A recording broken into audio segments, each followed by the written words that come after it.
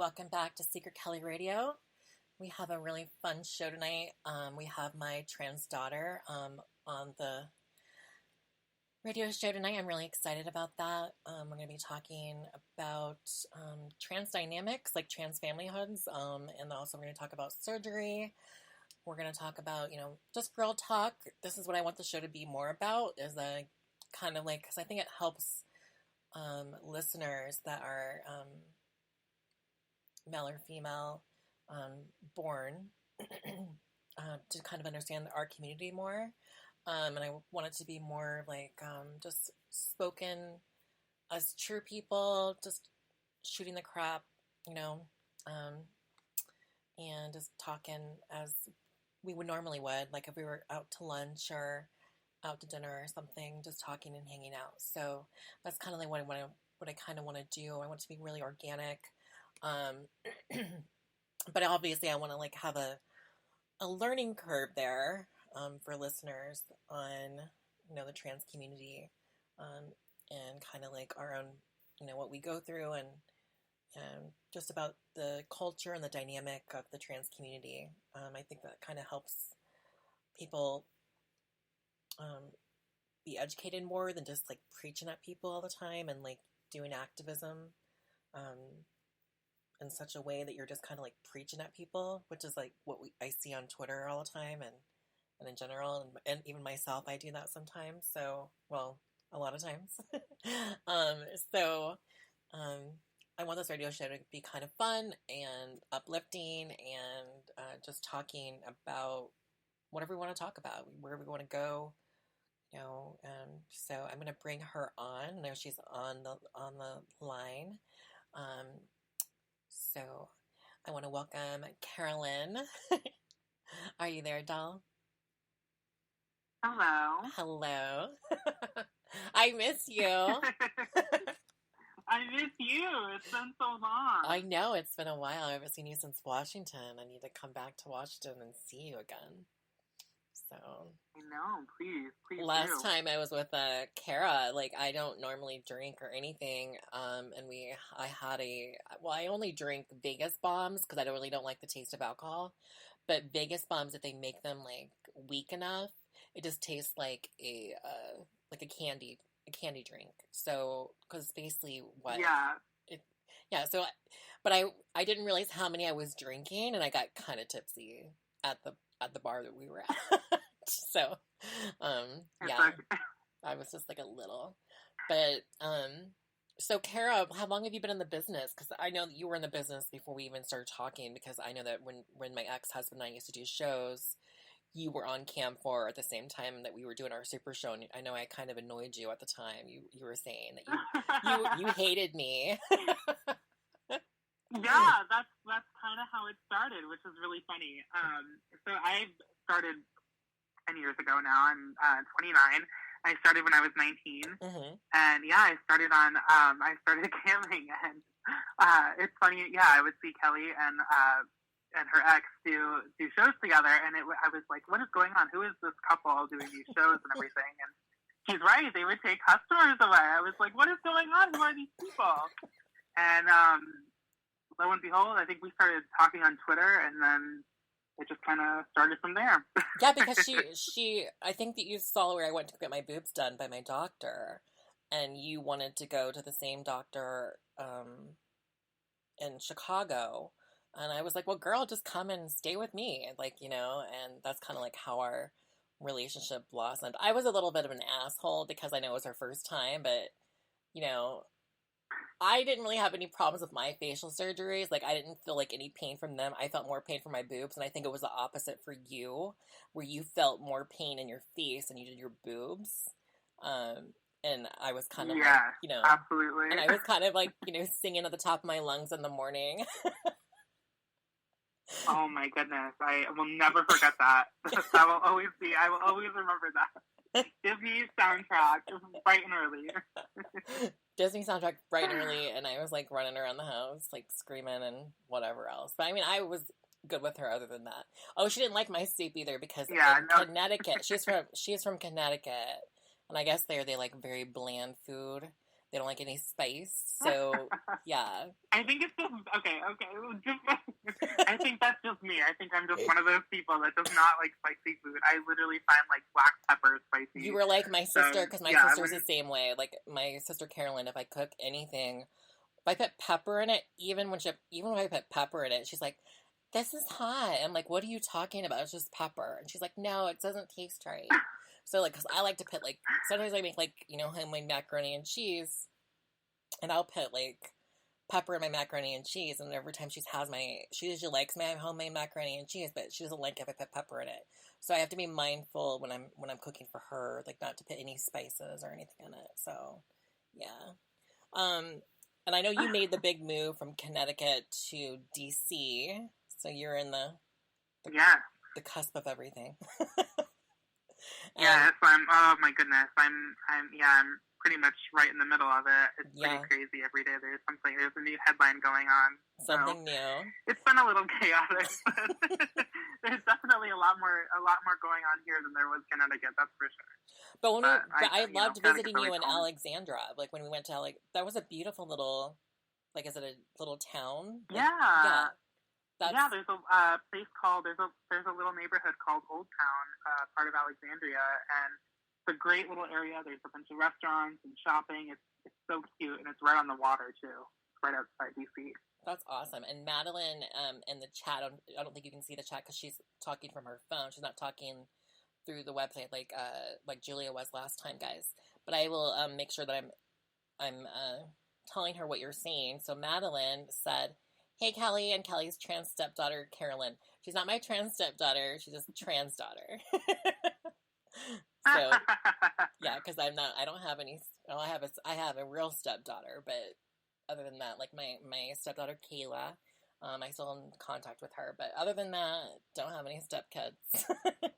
Just trans kids.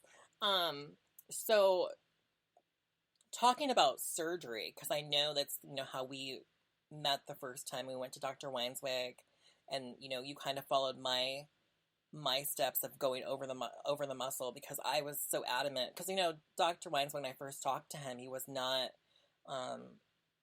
he didn't think that was the right thing to do. He thought it was over the muscle, or sorry, under the muscle only, and so I had to convince him to allow me to go over the muscle, because I was just like, well, I've had it over the muscle now 3 times, or sorry, under the muscle 3 times now. I'm like, each time it felt like, to me, I felt like my boobs were hard, and like they felt like rocks. So I was really adamant that I wanted that natural droop, and I wanted that very soft, filling, natural boob. And he gave me that with the over the muscle procedure. And then you had it like done right after. And he did a really great job on hers too. If I don't know if you guys can go to her Twitter, it's Karalynn XXX, and her boobs are immaculate. Thank you. So as are yours, my dear. As are yours. So like they're very good looking. I've sent other girls to him. Most of the girls have had good results. Some of them have had problems, and that's not just because of the surgeon. Sometimes that does happen. So you're not always going to, sometimes things happen during the surgery, or maybe your body rejects things. Things happen, and a lot of it too, which, a lot of, especially trans people don't realize. It's not just the surgery, it's also the recovery. You have to be really, really careful with your stitches and your, the aftercare. And that's the most important part, especially with breast, because with breast, you can like get a lot of scar tissue if you're overly active, or if you're like, not massaging your boobs correctly, and, things of that nature. So, I always try to remind girls of that, and I was really on Kara about that when she stayed at my home with my ex husband. So yeah, I mean, but I would definitely still suggest him for boobs, and he does really good foreheads too. But I think the rest, I would go for somebody else. Just my opinion. I don't know about anyone else's, but I think for jaw and chin and nose, I would go to maybe Dr. Martirosyan or Dr. I don't know, one of the doctors in LA that does everyone, Who's the doctor that did Nikita and not Gigi, but the other one, Nikita and Lademi. Oh my goodness. The Asian doctor. Dr. Lee. Dr. Lee. Dr. Lee. You're right, Dr. Lee. Dr. Lee does a really good job with the chin and jaw. And I know a lot of girls ask me that all the time because I get messaged all the time on Twitter, and I'm in different Facebook groups that, girls put me in all the time. You don't always get like the notification until later on. Then all of a sudden you're seeing like this group that's on your page, and you're like, well, how did I get in this group? And then you start seeing like, different groups that you're in. And I get questions a lot, like where I've gone and what I've done, or, whatever the case may be. And a lot of girls love to lie on Reddit. I've been seeing lots of Reddits where girls have been saying I've done this and I've done that. I'm like, no, that's not true. I haven't done anything to my butt or my hips, and I haven't gone to Dr. Zakowski. I've never been to him. I used to work for him. I think that's where people get confused, because I used to be an office manager for him, but I never had anything done by him because he scared me. I'm just saying that. Because I have a few girls friends that got botched by him. So, but you did most of your work with Dr. Weinswig, right? I did all of my work with Dr. Weinswig. So. All of my major work, yeah. Besides like filler, because I know you were unhappy. Right. I know you were unhappy with his filler because you like a more boom, va va boom lip. You like more of the, like you. Yeah, like, I think it depends on the juicy girl, the person that's injecting it and stuff. Yeah. And I wanted more of a pout in the. Yeah. So I don't mind. I would do it again. And I would like to at some point, but I've given myself a break from the fillers for a little while. I like how they look right now. So. See, and in turn, I used to be so against doing anything to my lips because I always thought I'd look like a duck or something. And Kara is the one that got me into doing my upper lip. I've always done my upper lip with Dr. Weinswig. I haven't gone to anyone else, but I have done my upper lip because I feel like the upper lip. I have a bigger, like, for me on my face. I don't know about. Like, I usually fill mine in with, like, lip liner and whatever else. But I normally do the upper lip because I don't have to, like, wear as much lip liner. Because I used to really overdraw my upper lip so it would look more pouty and more, like, va-va voom that girls usually get for filler. I'm just not a fan, personally, of, like, the girls of, like, the LA fish, what do they call it? The trout lip. Like, I'm not a fan of that. Yeah. Yeah. For me. I don't like looking like a Bratz doll. I get it. Yeah. Like, I think you have to get something, like, that really fits your face. Like, I think, this is funny, but I've looked at pictures of us together, and you have kind of a wider mouth than I do, and I have a smaller mouth just for my facial, like, shape and everything. I'm a larger girl, so I have smaller mouth, smaller lips, and smaller features. So the lip filler, it actually, like, it kind of proportionalizes the rest your of my face. Yeah, it face. It does. So, yeah. And I take quite a bit, too. I get almost a syringe, I think I've gotten two. I've gotten them, like, a month apart. I've gotten 2 syringes, a month apart. Mm-hmm. And it still looks pretty good. It still looks, I wouldn't say natural necessarily, but it doesn't look, too overfilled. No, you never look unnatural. Whereas thank you. And I think you've gotten, I know you've gotten significantly less than I have, and you still look very natural. Yeah, I don't like to do it where it's, like, too big, so, like, when I'm talking, it's, like, all you can see is lip. I just don't like that. So... Right. Have you had any kind of, like... I know you probably haven't, but I know other girls probably have, like, in the groups I'm in, where a lot of girls nowadays, like, I don't even know, like, Blair White, because I know she's in a group that I'm in, she said that she's had filler in her chin afterwards, like, where she made her chin more V-lined, and she also had filler done, like, I think she was saying, like, underneath her, like, to make her cheeks bigger. And I know you haven't done that, but do you know other girls have that done where it looks more like, does it help them out? How long does it last? Do you know anything about that? So I know people who have had the injections in their cheeks and under eyes, and I just to kind of give, I think it gives a little bit more just like plump to the face to keep you youthful. I don't know how long it lasts. I want to say probably longer than the lips. I think lips are 6 months to a year, and cheeks are maybe a little long, maybe about a year. Don't quote me on that. I'm not 100% sure. But also, I knew someone that actually had fat injected into their forehead to kind of round out their forehead. Wow. Believe it or not, yeah, and I know you can get fat injected in the lips. I think you can get it in the jawline as well. It's very interesting. But the thing with fat, again, like injectables, the fillers, well, I guess they're a little different, but they tend to dissipate over time. I guess the fat doesn't last forever. Part of it absorbs into the skin, just like, into the body rather, just like the filler does. So eventually you have more of a kind of a look that you're going to be getting, a finished look maybe 6 months to a year later to kind of, if you're getting fat anyway, put in. You have a better idea a little bit later on what's going to last. And that goes for if you get your body done too, if you get a fat transfer in the body as well. Part of that, those fat cells either die or they're absorbed into the body. Right. The BBLs, because like most people that get most people that get BBLs, like a lot of it, like you are naturally skinny already, and you just gain weight to get the BBL. A lot of times, a lot of girls do lose a lot of the mass that they put inside their body.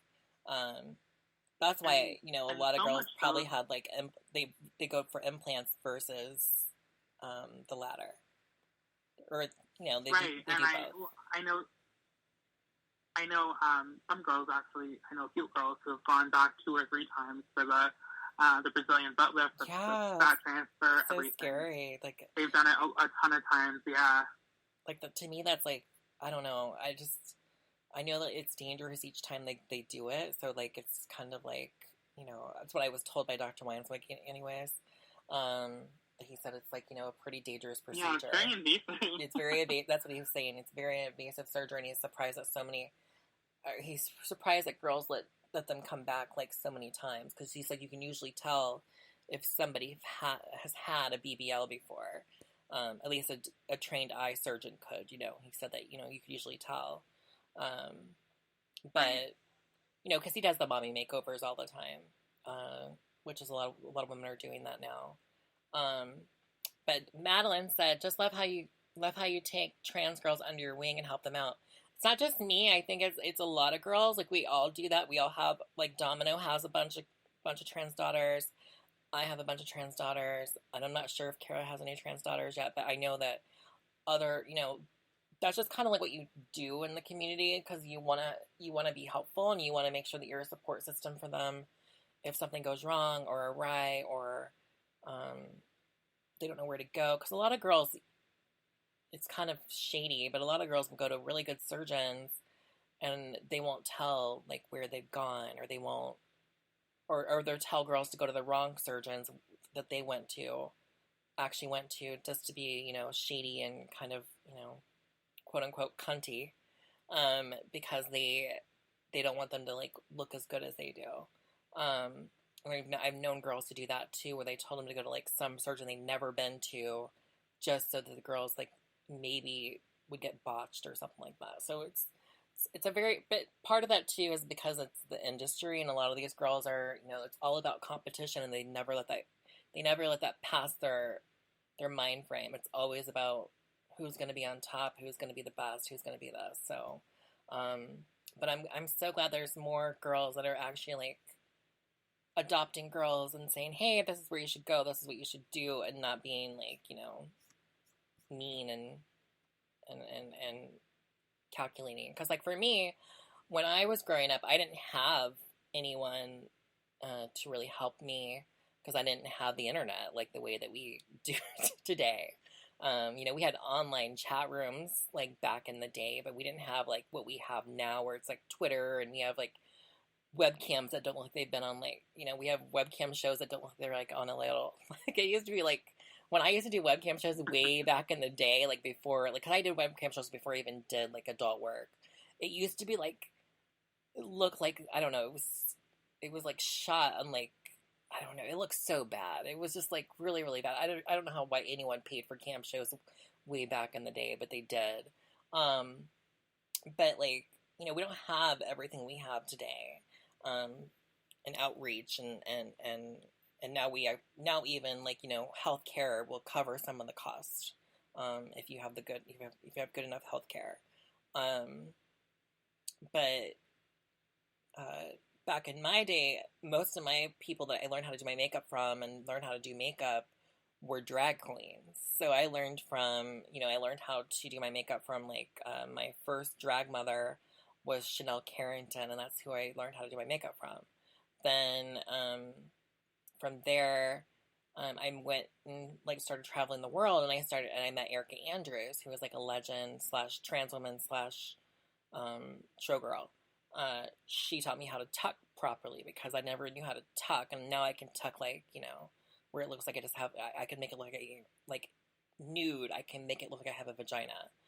That's how good I am at tucking now.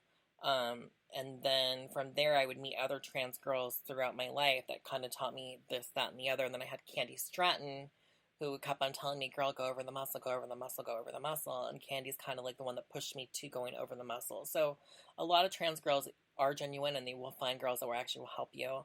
And that's what I try to do with Kara, and I try to do that with my other trans daughters. I wanted them all to look their best and look gorgeous. And I think Karalynn does that. So I'm very, very proud of her and her transition, because she looks, when we went to Exotica in DC together, she looks stunning.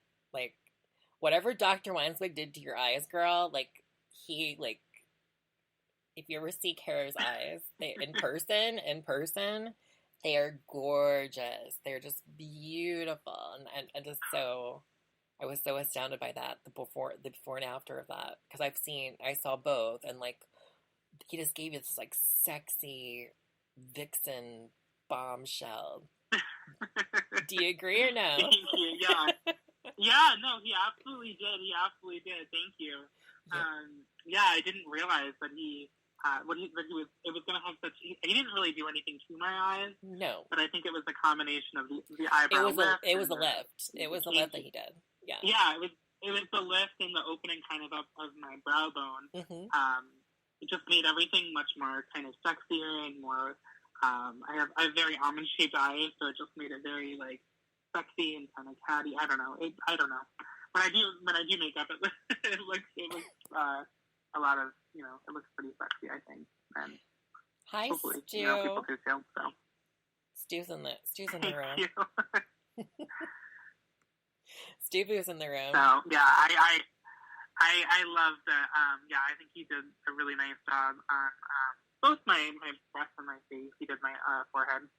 And I really liked the job that he did. He did a great job. Yeah, he really did. My like, opinion. that was like the most, like, because I even noticed it like when you came out, like when you were still healing, like I could tell that he did an immaculate job just by looking at your eye area. So I was just so happy for you. I remember you saying that even fresh out of because you took me to the surgery, of course. When I came out, you were like, "Wow, it looks so different." And I remember being on so many meds at that point. Yeah, you were. It's like, it looks so good. And I was like, "No, it doesn't." You're like, "Yes, it does." You're like, I look a mess. I was like, I look all bruised. I was like, no, it looks amazing. Because, like, obviously bruising was setting in. But no, it looked amazing. I was just like, because I've seen, like, before and afters many times, and I was just like, I knew that you had it. He did such a you saw the light at the end of the tunnel. Of all I've seen, Stu said of all the ones he's seen, he's never really done a bad job. That's what Stu said. No, like I think his strong suit is definitely in the brow, because that's why I wanted to get my brow done again too, because after I saw like what he did for you, I was like, okay, Dr. Weinswig, I want my I want my eyes done again, I want my brows done again, I was like, whatever you can do for me, do it. Um, but let's talk about family, because I know that you have a good relationship with your mom. Um, but you know, we are basically like, family too now. But do you find yourself, kind of looking out for younger girls now, or do you feel like you're still, not ready to do that yet, or what? So I think, I'll answer your first question. My mom and I are really close, and I'm pretty close. I have a really small family. I have an aunt and uncle. I only talk to my mom's side. So I have an aunt and uncle, a couple of grandparents, a couple cousins. That's about it. So everyone in my family knows. They're pretty accepting. My grandfather, he's 93, maybe not as accepting as I wish he would be. But there's still, there's still all love, and I still talk to all of them, thankfully. I'm very lucky and blessed in that regard. I think too, I don't have anyone that really has come to me to kind of to have under my wing quite yet. I would love to. I don't know if that would ever happen, but unfortunately, I'm not big in the community in terms of like, I didn't really celebrate Pride this month, believe it or not. I didn't go to parades. I kind of just did it online. But I do stuff online. I know I feel like a bad LGBT, whatever, trans person, whatever you want to call it. But I'm very grateful that Kelly has taken me under her wing, and I think if I had the opportunity, if someone was to come to me, of course I would want. I thought you would, because you have such a kindred heart. Yeah, too. And I've had. Thank you, and I've had people message me throughout the years and stuff, and I mean, no one I've ever necessarily kept in touch with over the years, but people who just will be like, hey, I've heard you, did this, or I heard you, like, for surgery, for instance, they've reached out to me for surgery advice, for hormone advice, like, who I went to the doctor when I was back in Connecticut, things like that. And I want to say the same thing, like, for Pride, I didn't really do anything for it either, besides, post on my Twitter, hey, happy Pride, whatever. I haven't gone to any Prides. I haven't, I'm still, like, for me, I'm still kind of scared to go to that kind of a big event. I don't know, like, I'm still, even though I'm vaccinated, et cetera, knock on wood, I haven't had COVID yet, so I'm still kind of like, oh, like, I chance it when I go to Exotica and conventions, but am I ready to go to, like, a 30,000 people, like, I was going to go to Chicago Pride, I'm like, am I ready to go to, like, 30,000 people, like, Pride event? No, I'm not. Right, yeah. Like, I don't want to end up sick that bad. Even though I have, like, a little bit of a cough now and I'm kind of losing my voice, it's not because I have COVID, trust me, it's just because I think that I have a little cold, so, but, I still feel like we living our lives is Pride every day, you know what I mean? Like, because we're living our truths, we're living, when we meet people and, if we're open about it, that's kind of, and we get them to be okay with us, that's a little bit of Pride every day, in my opinion. You know what I mean? So. Yeah, I think so. Just try to be genuine too, I think, is, to yourself and have pride in yourself as well. Be who you are. Yeah, exactly. There's more I could have done, but, we do the best we can. It was kind of a crazy month for me too. Is DC Pride big? Like, do they have a big Pride there? I would assume. They have stuff all throughout the month. They have clubs and stuff, but they did have a parade, I think the same weekend, I believe it was 2 weekends ago, if I'm correct, with DC Pride. Of course, I was out of town that weekend, so it didn't work out, but... Does the president come to that Pride? They do quite a bit. Does the president show up at that Pride, if he's pro-LGBT? Did Biden show up at the Pride, or Obama ever show up at the Pride? Actually, I wonder. I don't know. I don't know. Because I know, like, a lot of times, like, Gavin Newsom came out for California Pride or LA Pride. No, I know sometimes, like, the political leaders get involved, so I always wondered if, like, DC actually get like the actual president of the United States coming to their pride, which is kind of like, well, show offs. Like, you know. I always sent Kamala. That would be nice. Sent Kamala, if anything. I got ya. Yeah, that would make sense. He would send Kamala. But maybe because of COVID, they also didn't feel comfortable going or whatever, you know, whatever the case. But, you know, like, but I'd be like, that's kind of a show off kind of thing. You guys actually get get a president, sitting president to come to your actual pride. But for me, like, I've gone to so many prides through the years that I'm just like, and it's so hot. It's like, I'm old now. I'm like 40, and like, you know, I'm just like, oh, I'm too old to go. It's too hot. Like, you know. Yeah, I did the craze when I was in college. I went to school in Rhode Island, and I did it for 2 years. I did do pride there, the parades and stuff, which was crazy. I will say Providence knows how to have a pride, pride parade and festival and stuff. It was a crazy couple years I was there, and yeah, it was a lot of fun. But yeah, it's a lot. You can do it when you're young and in your 20s and you know and everything, but when you're I'm getting up there, girl. Oh yeah, you're so old.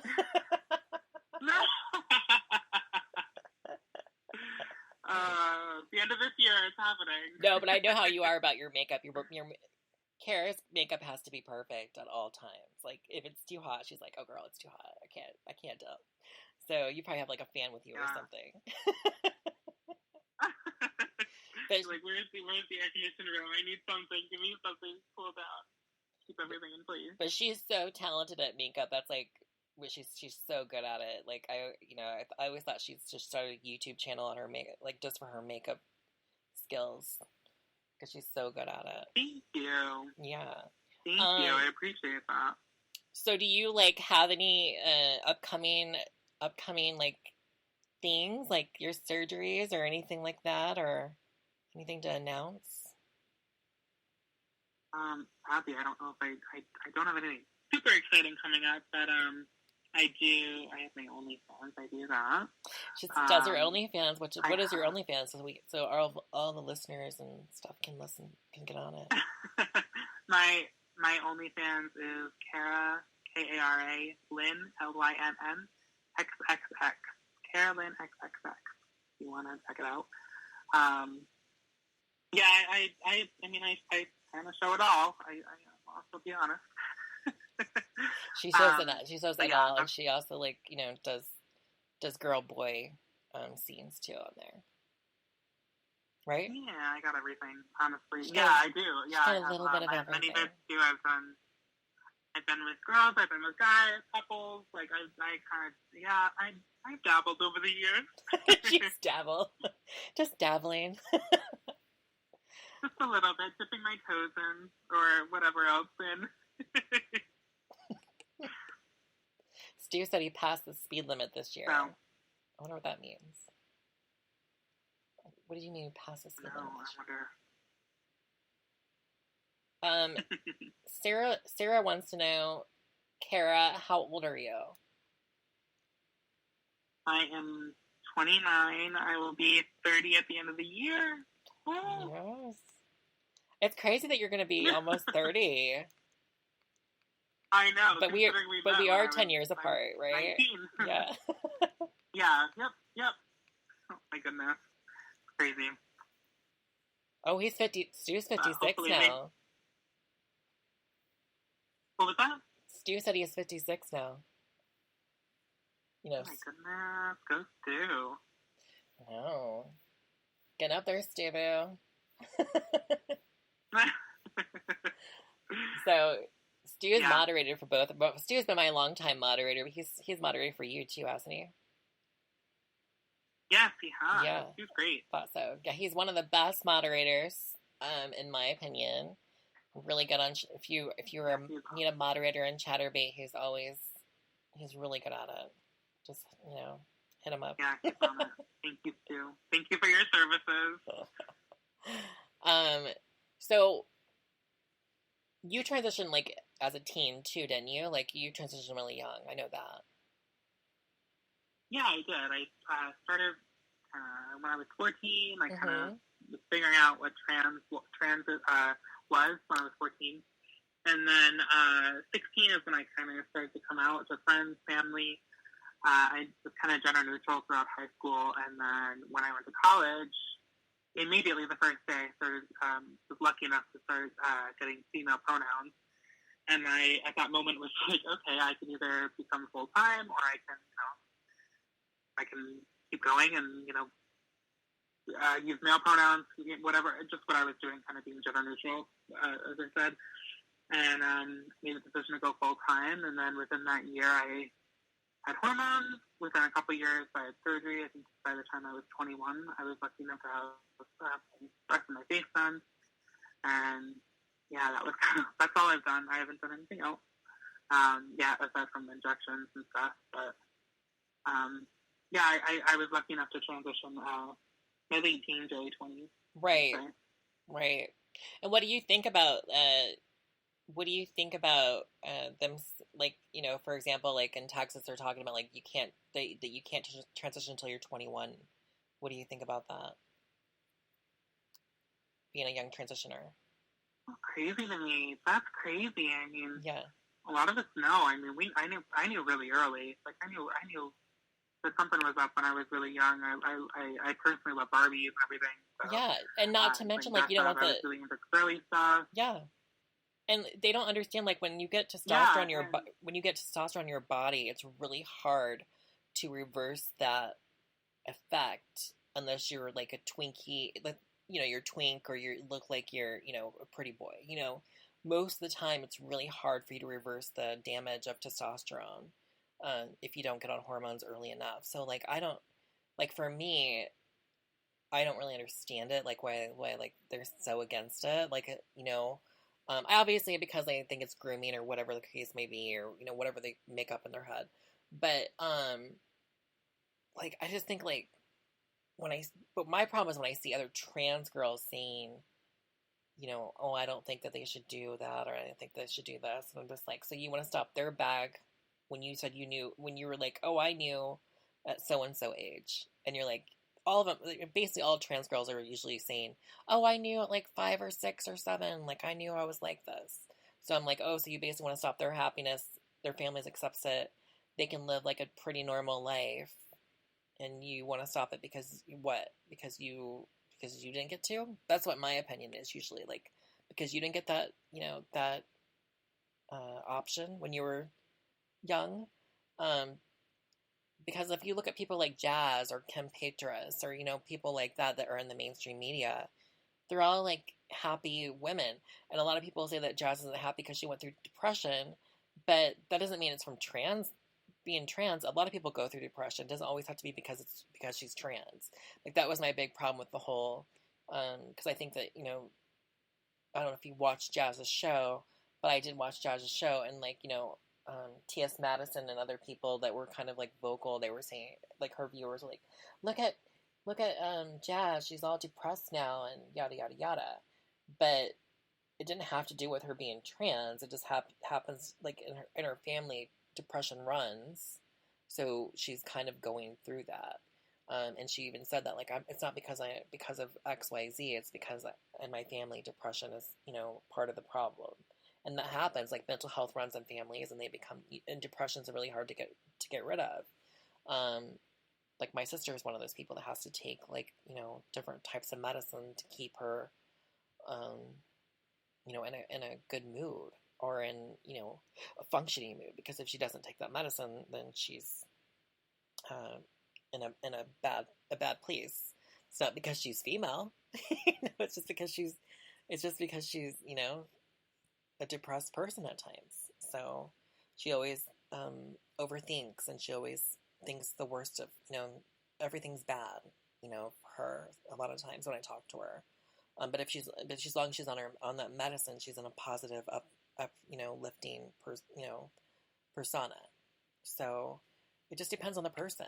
And that was my biggest, like, I just think that it was like kind of pushing the whole, oh, well, she transitioned at 4, so she's not sure of herself. Everyone was trying to turn it into that, especially TERFs. Like, TERFs were really trying to turn it into that. And then I saw, T.S. Madison, which I've been friends with her for years, and, never had any issues with her, but when I saw her doing that, and I'm glad that she came on the show and she actually apologized to Jazz, and it kind of like went, you know, a lot better for them in the end. But yeah, she was talking crap about the mom, and you know, and to me, like, a mother that will actually let you be who you are is a and I want to say godsend, because I don't believe in God myself, but it's like, you know, it's something that everyone should, you know, be blessed with.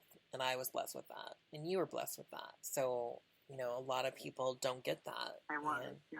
Yeah, a lot of people don't get that, and it just makes me sad when I see other trans women telling, you know, girls that, oh, well, you know, you can't transition, you don't know who you are, when they're all like, all their stories start with, well, I knew back when I was 4 years old I was different, or I knew when I was 6 I was different, but, you know, I was too scared to tell my parents, and, you know, this, that, and the other, and it's just like, so if you knew back then, why are you saying that you can't understand how this young person knows about themselves? You know, that's what I'm always, you know, trying to like send home to them. People don't really understand depression, Stu. People don't get that everyone can get depressed. I've been depressed. I was depressed after my divorce. Like, you know, I gained weight from it. I sat in bed a lot, didn't take showers for days. I was like definitely depressed, and I wasn't so depressed over him per se. I was just depressed over the fact that I was no longer married. So I felt like that was the loss that I had, because before 11 years, that was like my whole genre. Like, even my career, everything was about my relationship. So letting go of that, and finding myself again was really hard for me. And like hanging out with Kara, when I saw her in Washington, even for that brief moment when she was with me at Exotica, and then we went to dinner with our friend Michael and whatnot, that kind of helped me to see, okay, well, I'm still worth something. You know, I still have friends that love me as Kelly, because my whole life for a while was like, you know, it was definitely my ex-husband's life, because I was up in Chicago, alienated from most of my lifetime friends, alienated, you know, remember that time, like, when Jelena, you and I were going to hang out in the hot tub, like, way back in the day? Do you remember that? Yes. Yes. We were going to do that, and my ex-husband threw a big fit, and I had to go. So that was a lot of the strife there, because he was always like telling me, oh, well, you can't be around those porn stars because you don't know who's going to come up. And he's like, I trust you, but I don't trust them. So it was like a lot of jealousy on his part half the time. And it was just silliness, because it was just going to be me, you, and Jelena just hanging out and talking, having girl talk, and probably just hanging out for a few hours. You know what I mean? Like, I don't know what he thought was going to happen, but he thought it was going to be like something R-rated or something, or X-rated, which it wasn't. So I just thought it was I thought it was so silly, you know. But like, when that happens and you feel like you gave up you gave up so much, you kept on like sacrificing parts of yourself to make them happy, you do go through a depression. So there's just different things that happen. I was going through a depression before I even decided to like stop camming for a while. Like, I haven't cammed regularly in a really long time. And that was when we were still in the relationship, because I couldn't deal faking it anymore. So, and I told Kara this because, you know, when I was in DC, you know, I relayed all this to her, and she, you know, listened to me as a person, and I realized, okay, I still have people in my life that care about me and, like, you know, see me as me and whatever. But you kind of question it in your head until like those moments in time when you come across people like, you know, your family, your friends, and like, you know, your loved ones. So, but it didn't have anything to do with being trans. But people would probably assume, if they didn't know me, oh, she's just depressed because she's trans. So I kind of hate that stereotype that we're all depressed creatures, because you know me in real life. I'm usually a very upbeat, outgoing, you know, crazy kind of person. You know what I mean? Yeah, you are the most upbeat person I know. Yes. Like, I tell people that all the time. Like I'm like a Disney princess on crack. You know what I mean? Like that's I get up in the morning singing at the top of my lungs, doing opera, being goofy. But like, I'm still. But it took me a while to find myself. So I think that a lot of times, like, we get stereotyped as these depressed, suicidal creatures because obviously suicide is a problem in our community. But just because it's a problem in our community, a lot of times it's because of acceptance. It's not because of it's not always because of how we look. It's because you're never being seen as who you are, and that's when people become so depressed they want to take their own lives. And I wish people would get that instead of like always like harping on them, like, oh, the trans community is so fucked up in their head, that's why they're all killing themselves. And when you feel so isolated from the world, that's kind of like how you feel, that you're isolated. That's why you keep on seeing all these freaking people with guns shooting people, because most of these people that are shooting people, kids that were shooting people, they're kids, and or they're people that felt like they were isolated and they felt like they had nobody, and they felt like most of them say they were nerds in high school that felt isolated, or they were whatever. And it's time to get like real about mental health. I don't think it's just about the guns. I think it's also about the fact that we keep on like not addressing mental health in men. Like this month, like I said on Twitter today, is the mental health month for men. Not just Pride Month, it's also Mental Health Month. A lot of men have to live up to a stereotype and have to live up to certain patriarchy that normally is not expected of women, because women can be tomboyish, women can be boyish without any kind of issue. Whereas if you are a feminine man, that's a big issue still in society. Unless you come out as gay and you want all the women want to be your gay best friend, or want you to be their gay best friend. So men in general still have to live up to a lot of expectations, but they never get that kind of understanding or empathy because they're men, and so many people have problems with, especially men lately, with everything that's going on. But they never really get any kind of like empathy on their side either, because men don't talk about their problems overall. And I find that,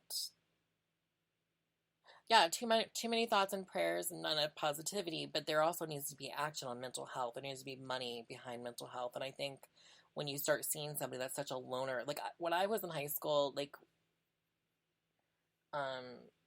for me, I always used to try to be kind to the outcast, you would say, because I wasn't like totally popular in school, but I also wasn't like unpopular in school. So like I was always kind of just, I don't know, not in the middle, but I was a little higher than the middle or whatever. So like I would at least be nice to people, and make them sure that they're welcome. Like when I go to the Chatterbait booth and I can tell somebody it's their first time at a convention, and they look like they're just kind of like, oh, I don't know who to talk to, I'm always the first one to go up and talk to them and try to get them to, be part of the group or whatever the case may be. Because being isolated is a big issue, especially now with COVID going on. COVID, with like everyone staying home and not really seeing anybody, and staying at home when they were staying at home, especially in the first 2 years of it, when everyone was just staying home. I can understand why some of these people are going, a little bit nuts.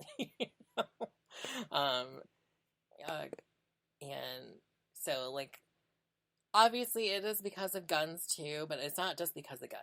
Like, obviously, I don't like when people just like, oh, it's all guns. If we didn't have guns, it wouldn't be the problem. It would be the issue. People are still going to find a way to get a gun, especially desperate people that want to do something bad to somebody. It's also mental health. A big part of it is mental health. What do you think about that, Kara?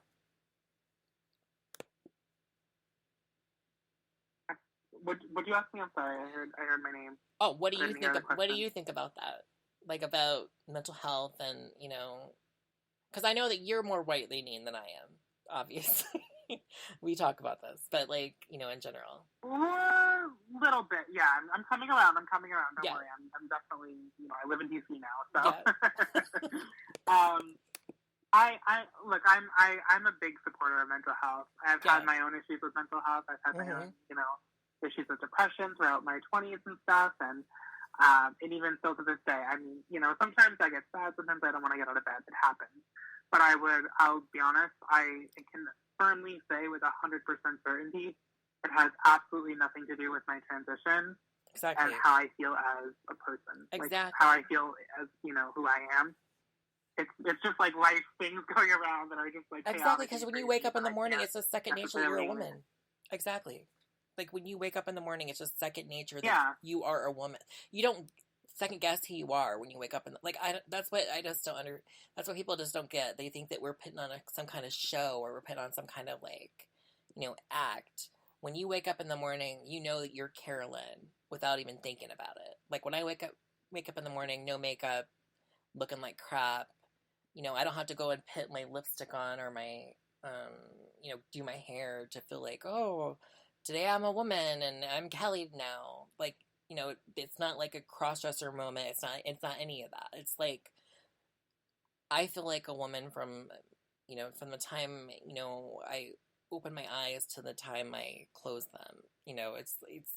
It's not even like a thought in my head. Everybody else is thinking about it. Everyone else is politicizing it, but it's really not, how you and I or anyone, mostly anyone that's binary anyways, binary trans, feel like they're any different than anyone else in this world. And I think that's the biggest issue. What do you mean it's not 24/7? Yeah, I think it takes time for people to get to that point of being able to feel to wake up and feel like, okay, this is who I am, and feel like you're in your skin. I think that takes some time to find yourself throughout your transition.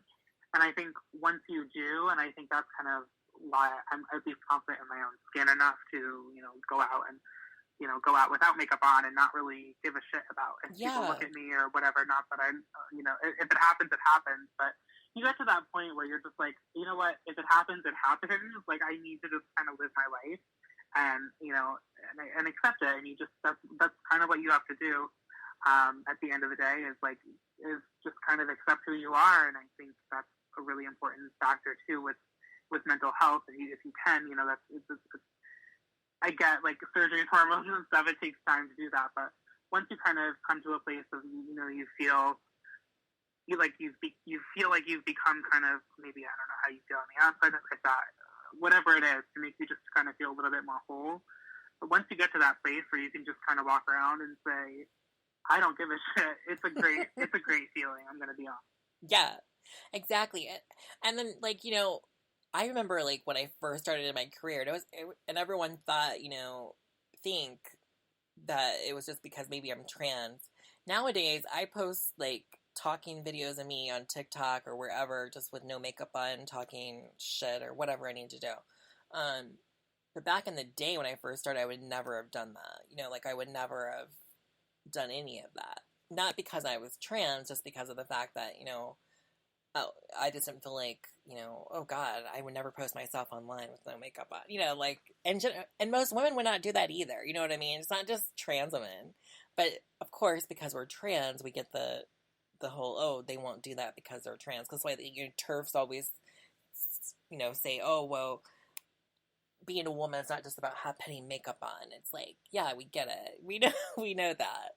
But it's most women that are, girly girls are not going to go online without having their hair. My sister's like that. My sister, she's from the South. A lot of my sisters are like that. They're from the South. My mom was like they just don't believe that you should go out on the town with no makeup on.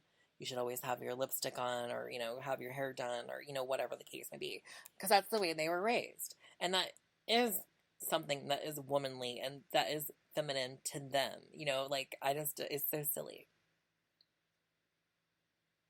Right, and I think it's your femininity or masculinity is kind of what you make of it, and that's kind of personal to you. Yeah, exactly. Each case. Exactly. So what kind of fun things do you do in DC, ma'am? What kind of adventures are there? Kind of fun things to do. There's a lot to do. I'm not gonna lie. I mean, obviously there's some monuments and stuff you can go to. You can see everything, which I do often. I don't love to drive in DC. I'll be honest, it terrifies me. So I I tend to can not see drive that. in DC if I can help it. I can see that. but like there's a ton of stuff to do around, and especially like even outside of DC, there's a ton of like clubs and stuff, like clubs and stuff. If you're if you're into that, I'm not really a big club person. Now I'm getting a little bit older. It's not really my scene. But they do have. It's a really big community. There's a really, especially this month, I've noticed just even driving around and stuff. There's so much. It's DC and like especially Northern Virginia and even part of Maryland, what they call the DMV, is very prideful, and so many gay people, so many trans people. It's really great. And especially in the summer, there's a lot of stuff to do. I've been quite busy, so I haven't done quite a bit, but there's a lot of great restaurants. There's, like I said, the monuments and a lot of great museums, historical places to check out. If you haven't been to DC, I mean, it's a great place to come and visit. I recommend it. Stu said the metro is awesome. What did you think when you were here? I loved it. Yeah, I love the metro. So I stayed at Michael's when I was there, and I loved, like, because, Michael's, I don't know if you've probably been there, but, like, Michael has, like, he's got, like, an upstairs balcony, like, where, like, you go to the top of the building and you can kind of see the White House, you see, like, a big view or whatever, and I just thought that was amazing, and I just felt like, to me, because, I'm a political girl, I am, so for me, just being there kind of excited me, like to go see the White House again and to go see like the monuments and go see like the history, like, Alana Evans, like because we were also when we were there in DC, the union was there too, because we were supposed to meet with like, union leaders, and we were supposed to meet with like, this Republican congressman, talking to him about, the porn industry and whatever. So we were there together, and I just remember walking around with Alana and Ruby at the time, and we were walking around looking at different monuments and like just thinking like, oh my God, this is like some of these places have like been here. Like, it was kind of like the first time when I went with like my ex-husband to Washington D.C. We actually went to where Lincoln's like little house or whatever, where he died after he was shot at the Opera House. Like we went there, and like when I first went to I just thought that was so, for me, I thought it was so amazing. We went to the Wax Museum, which I didn't think was that great. I think we went to Madame Tussauds Wax Museum, but I didn't think it was. I was like, oh, okay, that's supposed to be who? It had like Brittany, for the Slave for You outfit or whatever she had on, and I was just like, it doesn't really look like her. I mean, I could tell it was her because of the outfit and stuff, but I was just like, oh, okay. And it had like Madonna and things like that. I wasn't too excited about it, like, because I didn't really take any pictures when I was in there. So, like, obviously, if I was excited about it, I would have taken pictures with the freaking wax figures. But I was like, oh, these kind of look like crap. But I mean, they're probably better now. They are better now because I've seen ones done, like Selena's the singer's Selena Quintanilla, not the Selena Gomez.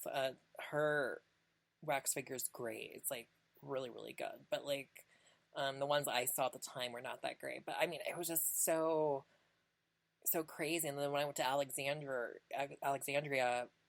to meet you for food, I was just so astounded. Like, God, this is where, like, because like there's a little like river there, the port or whatever it was, is there, and like, yeah, this is where people like this is where like actual people, like boats from like the old days came in, and it just astounded me. I was just like probably in like shock the whole time. So like for me, I was really excited. I didn't really get to see the nightlife besides with you, like, because with Michael, all he wanted to do is go like to dinner, or something like that. He wasn't really into going to like, a club. He didn't say he was into going to a club, but like, so, and then Alana and Ruby were mostly there for business, so they weren't really into going to late night anything. So like the only times that I really did anything was either, for late night anyways, I went, with you to dinner than the after hours. When Stormy had her after hours. That's like the only thing that I really did in DC. So I would definitely need to come back and like really get to know the nightlife, because I didn't know there were so many trans people in DC. That's like shocking to me. Oh my god, we're loaded with There's tons of us. Coming out. Yeah, because I think that's shocking. So what do you? Yeah, and I was gonna say it's fun. Wait, go on. Go on.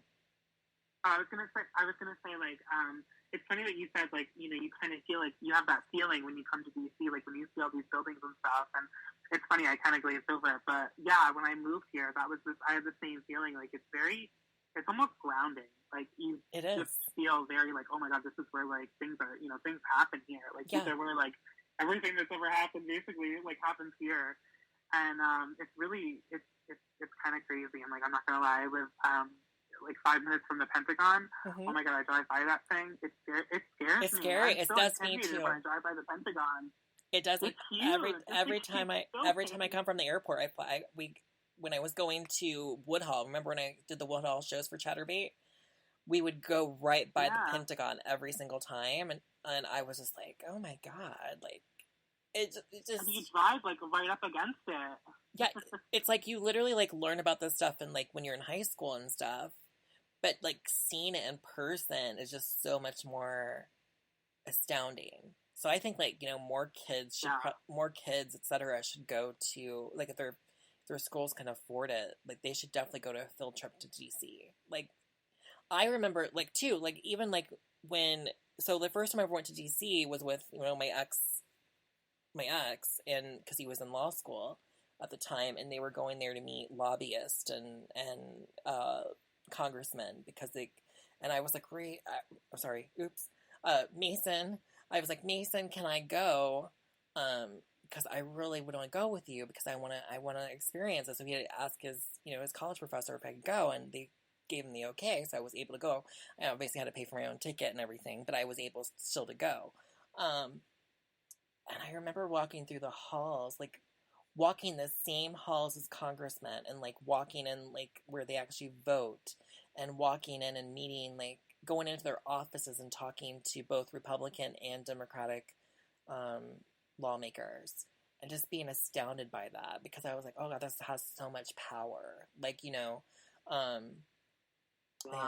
and like going in the cafeteria, even like I remember like one of the senators or whatever, it was a Republican senator, I had these like high heel like shoes on, because this is when I was still like really really like dressing like full on glam still.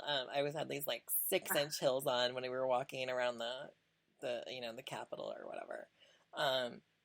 But like we were there, Reed and I took Mason and I took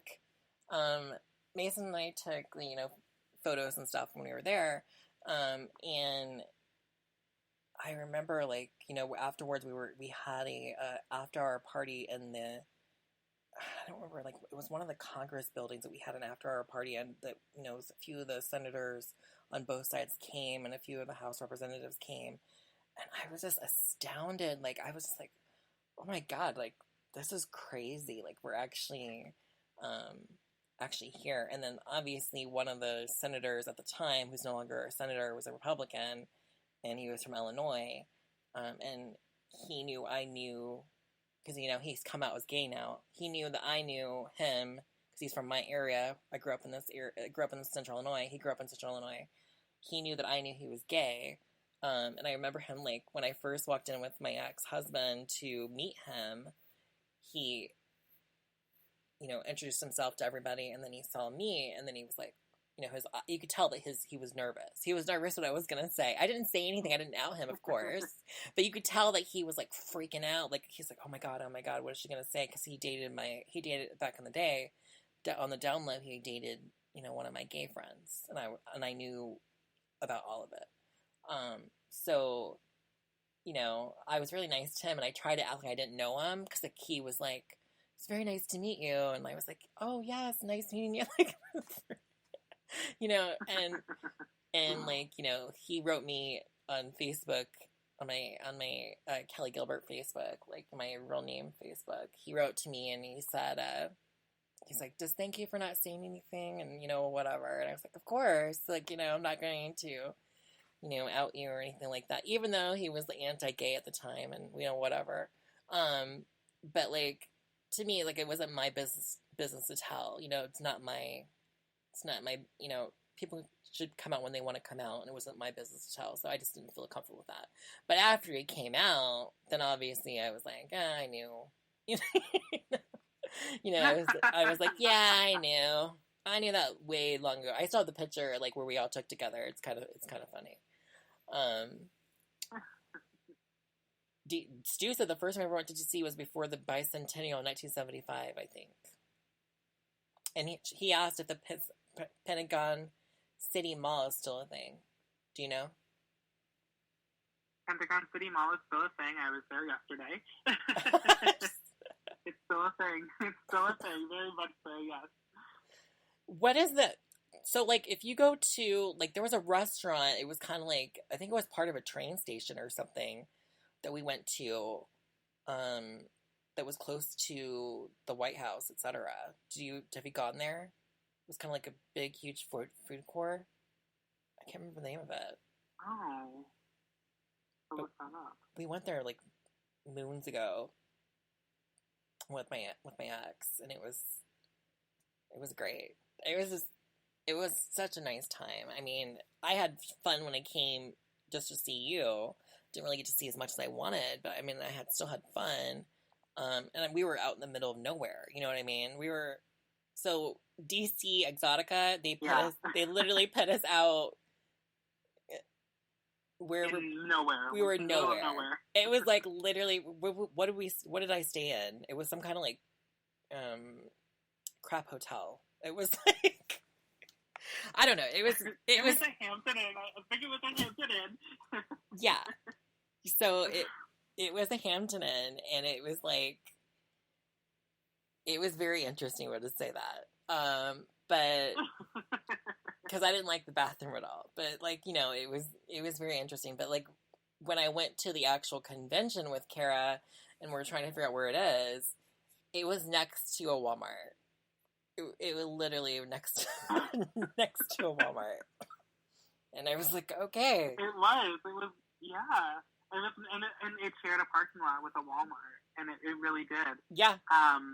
It's right next to or right outside the Dulles airport, which is like, it's in Virginia. Mm-hmm.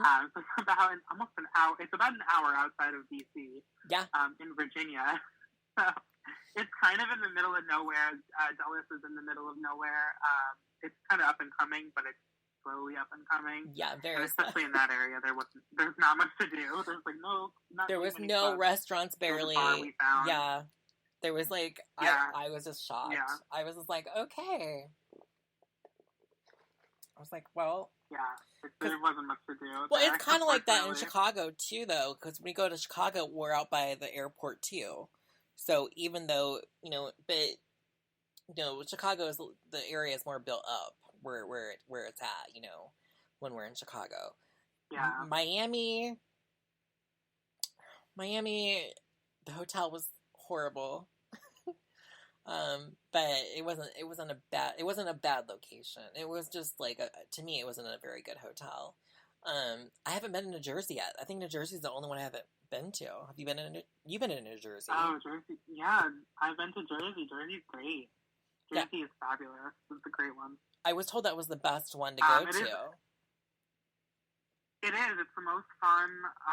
It's a lot of fun. I don't know if it's like the best area. Like, I don't know. I mean, I don't know if there's like the most stuff to do, but I think the people who've organized it, they've done it for a few years now. There's always, they always have stuff going on in the area. Like, they always will do stuff at hotels and little halls or whatever to set something up. So yeah, Jersey's a lot of fun. I'll be honest. Yeah, I was told that in Jersey they purposely. I was told by some people that are affiliated with Exotica that they purposely put us out so far so that we don't. Because if they want the girls to show up, right?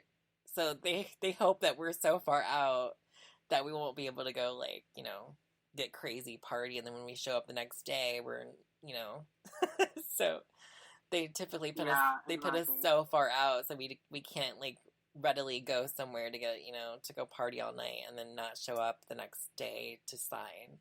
So that's what I was told. Yeah. It's kind of like to keep us. It's kind of keep us in line. Which there's not like a ton of stuff to do about there, like, but yeah, it's fun though. That's what I was told. Did you did you sign there twice or just one time? I can't remember. I think you went there twice, didn't you? To New Jersey? No, I think I did Chicago. I did Chicago twice. I did Jersey once. Okay. And then I did DC this past December was my first time in DC. Okay. So Sarah Beth wants to know, how did we get our voices to sound so good? Me personally, I don't give advice on that because I don't know. This is just my voice. I don't put it on. I always wish I was one of those girls that could do the guy voice. Before my name was changed, I actually, like, when my name was still a boy, and I would, like, try to call into my bank or try to call somewhere, they'd send me to freaking fraud department. So I got tired of doing that. So I used to try to put on a guy voice, and this is my guy voice. I'm like, hello. Yes, my name, and my name at the time was Donald, so I would be like, yes, my name is Donald, and that's how I would talk, and I would always bypass the fraud system, so I could never, like, put on, like, I always wish I could do, like, the, hi, how are you, or whatever, you know, I can't do that. So, what about you, Kara?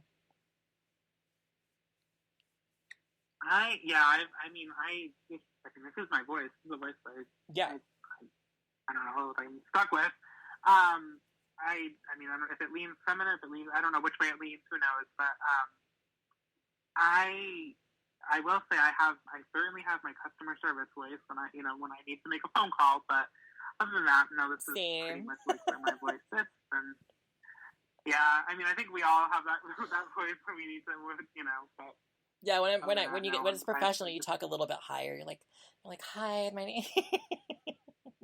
Hi, how are you? How are you today? Yeah.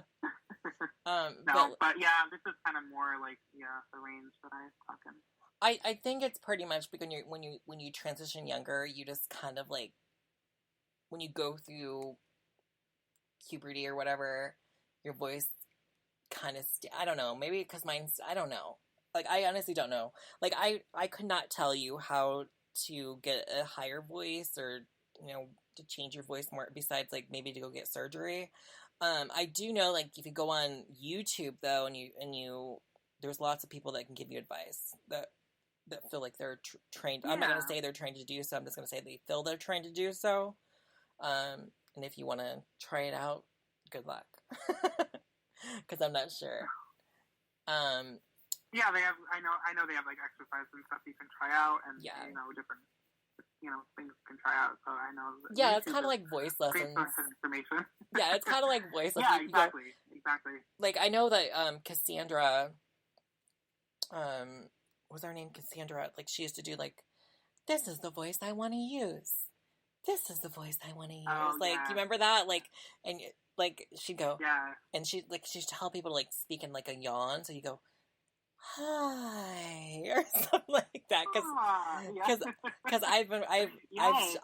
I've showed friends that before, like, that my trans friends that won't, like, have a more masculine voice. I'm like, well, try to use her demo or whatever to how to do it.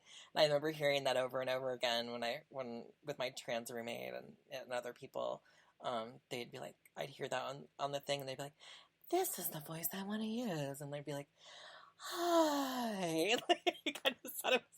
I thought it was so funny. And, I mean, but I guess it works for people. I think it's like, it's such a study, and, like, you have to, like, kind of listen to, like, pay attention to, like, intonation and all that kind of stuff, and it's really kind of, like, it's interesting, it's fascinating. Yeah, like, it is very fascinating, because because I have girlfriends that have like really feminine voices, but they can totally go back to sounding like they did when they were living, as a man. So they can go back from, they can like go back from like speaking like, hi, how are you? Like, whatever. And they go back to like, hi, how are you? Like, whatever, like they can go back to deep speaking. I'm just amazed by that. I would love to do that. I would love to go to the bar sometime, have a guy hit on me, and like turn around and be like, yeah, buddy, how are ya? Like, and like grab my sack or something, But oh my God. Like I would love to have a Caitlyn Jenner kind of voice once in a while, or something, just like hi. Just like that raspy husk. Yeah. I know. I think I actually think like that raspy huskiness is kind of sexy in a female voice. To be honest with you. Yeah. So, but and then Aaron wants to know: are you single? Am I single? Yeah, that's what Aaron wants to know. Oh yeah, I am yeah, single as they come. Aaron, she is single. Yeah. She's a single lady. She is a single lady. Because I'm going through my Snapchat right now, guys. So if you want to ask questions, I'm going through my Snapchat because I know you guys like to keep it on snappy. I don't, because most of my fans are on my Snapchat. I mean, on Twitter too, but most of them like to chat more on Snapchat for some reason. Yeah, I love Snapchat. Snapchat's the best. Drake says, are you both natural blonde? I am dark blonde. Like a dark, like that's what my stylist told me. I'm a dark blonde. So, and that's what I remember when I was a kid too. I had like dirty dishwater blonde hair. I'm not sure about her though. Oh my goodness, you know the answer. Yeah. I'm a bottle blonde. I mean, I'm a bottle blonde too. I dye my brighter, but I mean, my natural hair tone is. My hair is naturally dark brown, almost black. So I bleach the absolute shit out of my hair every month. So no, I'm not natural blonde, but I wish I was. I feel like I should be. That's kind of my thing. Ryan wants to know, what color are your eyes? My eyes are brown. Yeah, they are brown. She's a brown-eyed girl. She is a brown-eyed girl. Everyone does not. I mean, most people don't love their eye color. I don't know. I have brown. I think it's kind of boring, but it's okay. Yeah, I always wanted. When I was younger, I always wanted blue eyes. I always wanted, like, Yeah, I did too. Everybody had those blue eyes, and I was like, I want blue eyes. Sometimes I wear like back in the day, I used to wear contacts, but not anymore. No, just. Yeah, me too. That was the thing. Yeah, just have my green eyes. And some girls like wear contacts too, which is another like tip for girls that because I know a few you girls like on Snapchat were telling me you guys are just starting, and you can buy like circle lenses, and they actually feminize your eyes. They make them wider, and a lot of girls use those to make them to make their appearance more feminine. If you can get some, they have great contacts out there, but yeah, you're right. You get some with that, like you can get like different colors and stuff, but they have like you can get like I forget what it's called. I'm trying to think of the name. There's like a ring that goes around the contact that makes it look like they have a dark one and they have one that is without. And I think the one without is like a lot more feminine. Mm-hmm. Very like a diffused kind of look. It's very pretty and like mysterious. I don't know. They're cool. They have some really cool contacts out there. Contacts are great for. Yeah, and so many girls wear those. And even feminizing too. Yeah, they do. So many girls. Yeah, so many girls wear them because it's very feminizing. It just makes your eyes a little bit more wider, and especially if you haven't had like the forehead lift or anything, or your eyes done or anything like that, it definitely gives you a more feminine appearance. So it's a lot of girls use that for that reason. Yep, I used to. Kyle asks, "What is your guys' nationality?" I'm Native American, Croatian, and French. So I'm the French-Indian War, mixed with a little bit of Croatian. I am German, Polish, French, a little bit of Irish. I'm kind of a mix. I'm boring. I don't know. I have a little bit of this, a little bit of that in me. I haven't done the 23andMe yet, so I'm not 100% sure. Yeah. Steven asked, how big are your guys' boobs together? Oh, I don't even know. Like, oh. I have no idea. My goodness, I don't even know. You're right. Yeah, I would not know. I don't think we've ever, like, pushed our boobs together or anything. So I mean, we've hugged and stuff and, like, not purposely, like, gone, like, oh, look at our boobs together. Like, we've never done it like that, guys. Douglas wants to know, are you the kind of ladies that wear heels all the time, or do you guys actually want to go for hikes and stuff like that, too? I am a hiker. What was the first part of the question? I'm sorry. Are you the kind of ladies that like to wear heels all the time, or do you guys like to go for hiking too, or like, you know, go camping and things like that? That's what he's asking, basically. Okay. Do we have any outdoor skills is what he's asking, or do we like to like just, we're always like glamour, gotta be, you know, we can never like be dressed down. I'm one of those people that, unless if I'm not like in an air conditioned space at least like 18 hours a day, if it's like hot outside, then I'm probably miserable. So I'm very, unfortunately, I consider myself a little high maintenance in terms of like, I don't love to like camp and stuff like that. Like, I don't know, going to a hotel is kind of camping for me. I don't know how you feel. Now, see, getting out of your element is just very strange for me. So a few years back, I would have answered the same way as Kara, but like, I met my friend Stumpy Joe, he's a music artist / he's got a campground, he's got like kayaks and everything. And when I was going through my divorce depression or whatever, he introduced me to kayaking, and I was kayaking on the Mackinac River that's here in Illinois.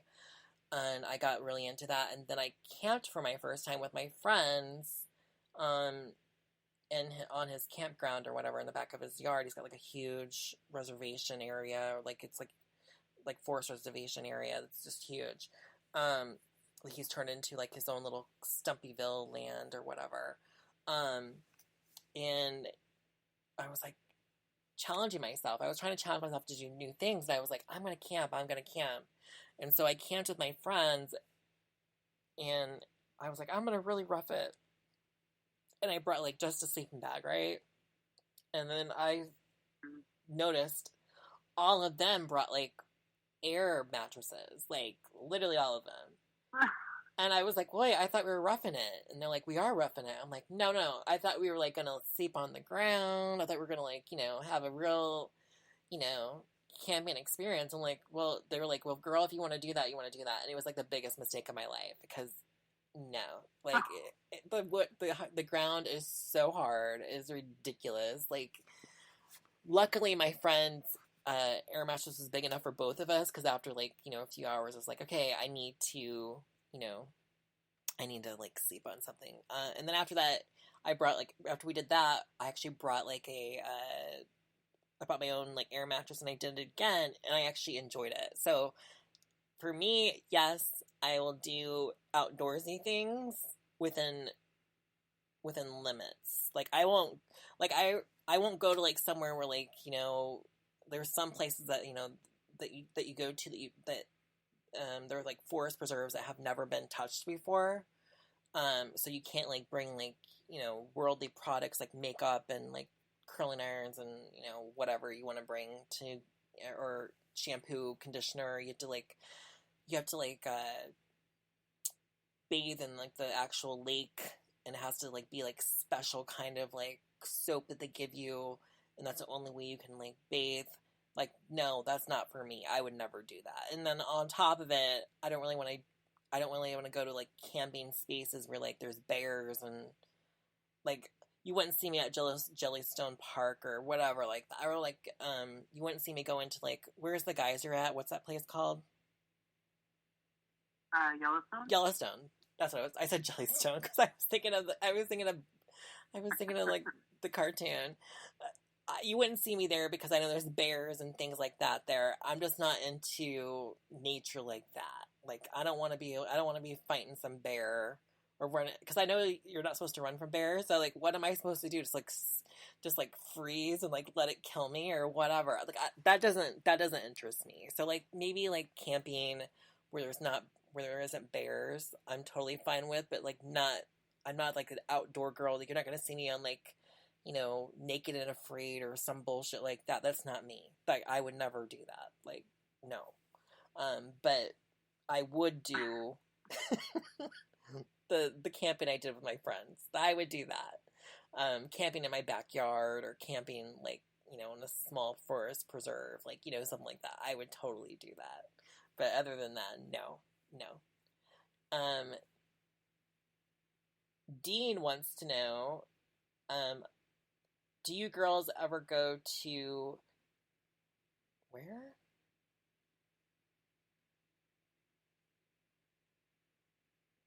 I don't know what that is. Like you need to like type it over because maybe like you typed it wrong. So I'll get back to your question when you type it because it's like EATVQ. I don't know what that means. Anyways, young people talk. that I'm not on the up and up on, but I think it's probably like a spelling error on his part. Melissa wants to know, what famous transgender people have you met?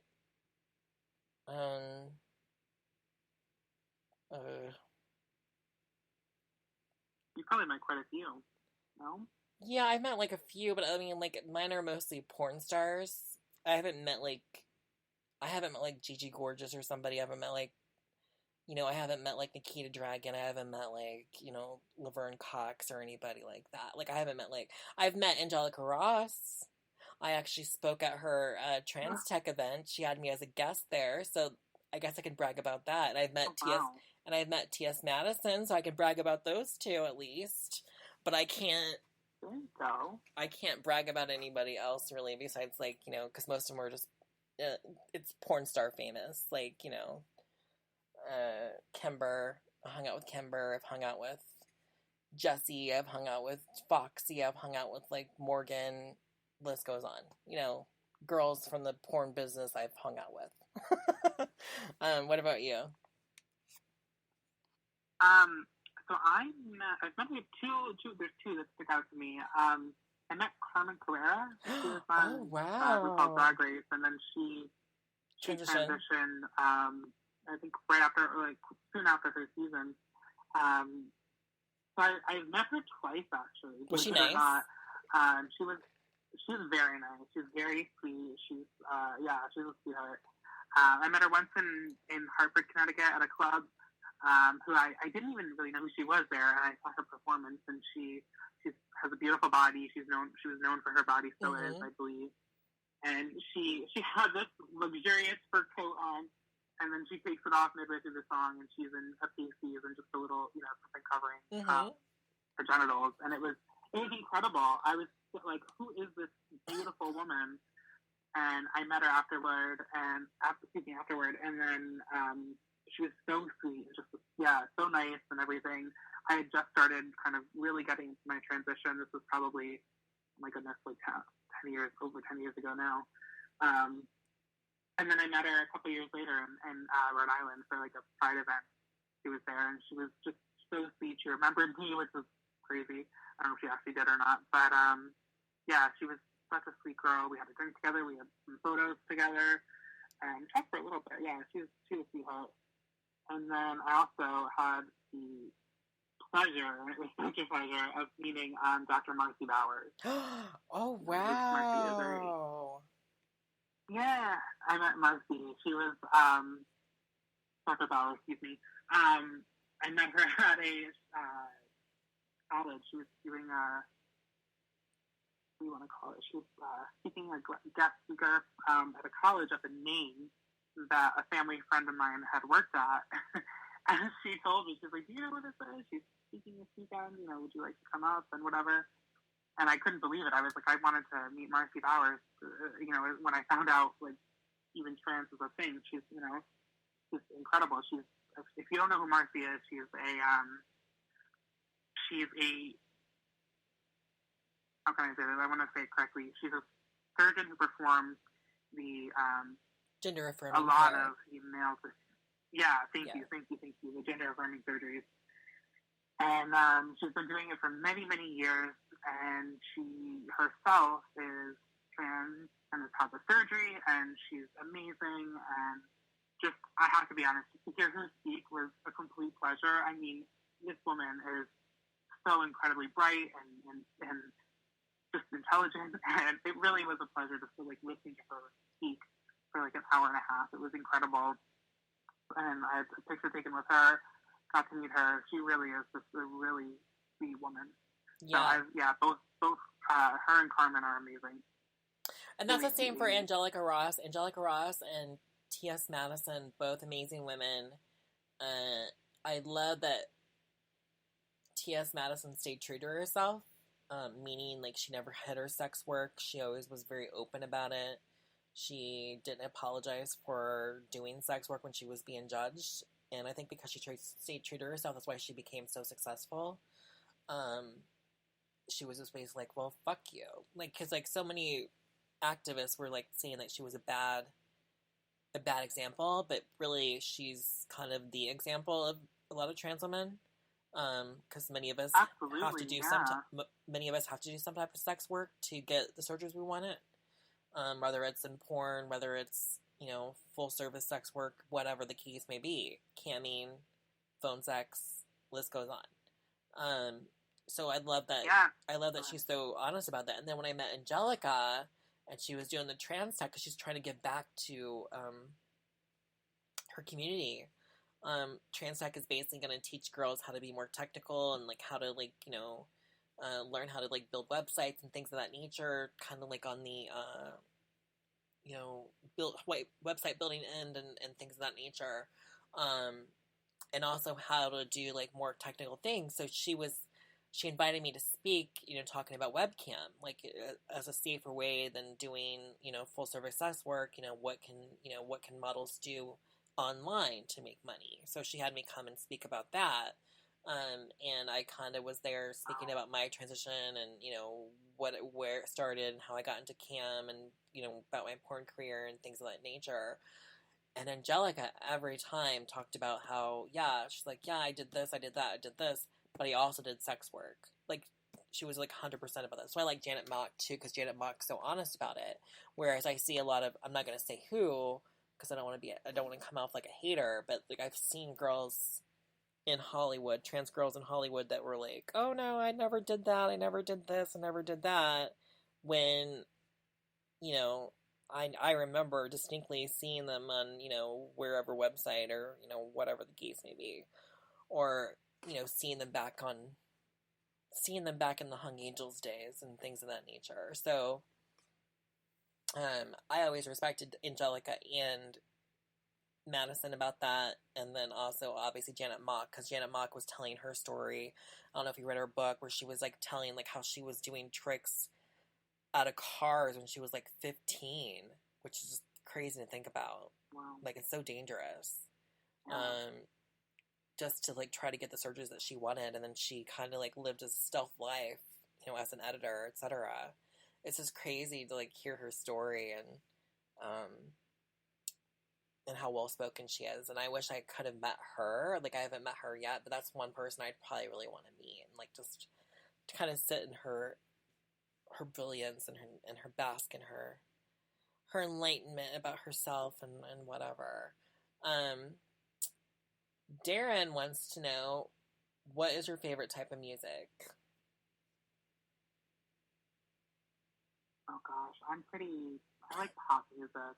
I don't know if anyone else likes stuff, but very much like Britney Gaga. I like the typical girly stuff. She likes Taylor Swift. I love like.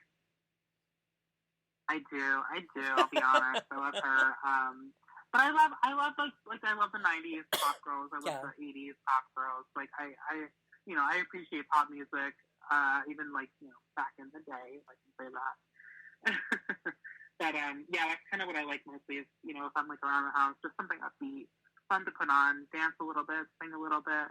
I do have my hip hop and rap days every once in a while, but you know, those are fun. Lorelai wants to know, what's the most embarrassing thing Kelly's done to you in public? Oh my gosh. In public. Oh my goodness. What have you done? I mean, we do a lot of funny stuff, but I think we laugh about it a lot. I think that's the good thing is, like, yeah, we no don't, matter what it is. I never try to, like, be, like, it. too outlandish or, like, to try to, like, you know, embarrass you or, you know, whatever, but I think most of the time we're both, no, but like, we did go to, we like joking around. We did go to the Cheesecake Factory right after I had my surgery. I was like all bandaged up. And I insisted on going to the Cheesecake Factory after we had one of my post-op appointments, maybe like 4 days later. I was like bruised and swollen, like so badly, and I was like, you know, let's do it. And I don't know why I agreed to it. Maybe it was the pain medication that was on. But I went. I literally went, and I had like stitches and, you know, staple, whatever stitches it was. And yeah, we went, and I think they were making jokes about it because, like, how could you not? Because people were like looking. So I don't know if it was Kelly necessarily embarrassing me. I think I embarrassed myself, to be honest. But it was all in good fun. We should have been like, she was in a car accident. Sorry.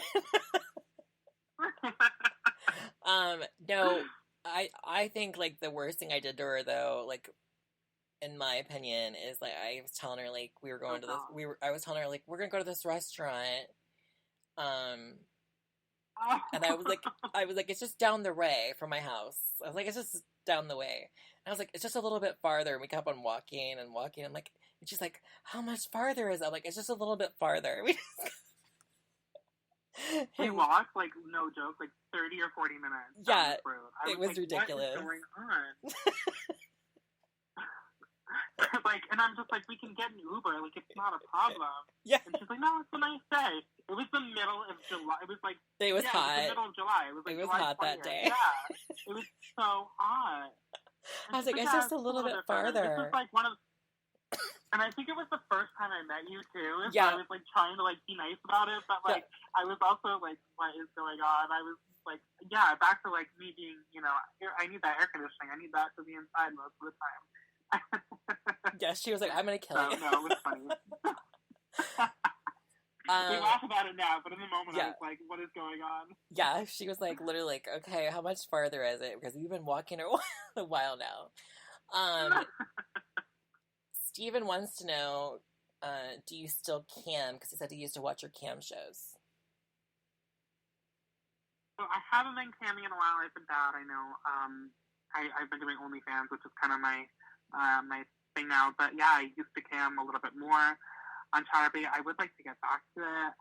You might see me on there kind of pop in soon. I don't know. No promises yet, but I would love to, you know, at some point make an appearance on there again. I did it for like Exotica, and I think it's a lot of fun to kind of chat and stuff, but I know you guys want to probably see some fun stuff. So stay tuned. Andy wants to know if you have a TikTok. I don't have TikTok. That's the thing. Everyone needs to teach me how to do TikTok. And it's so easy.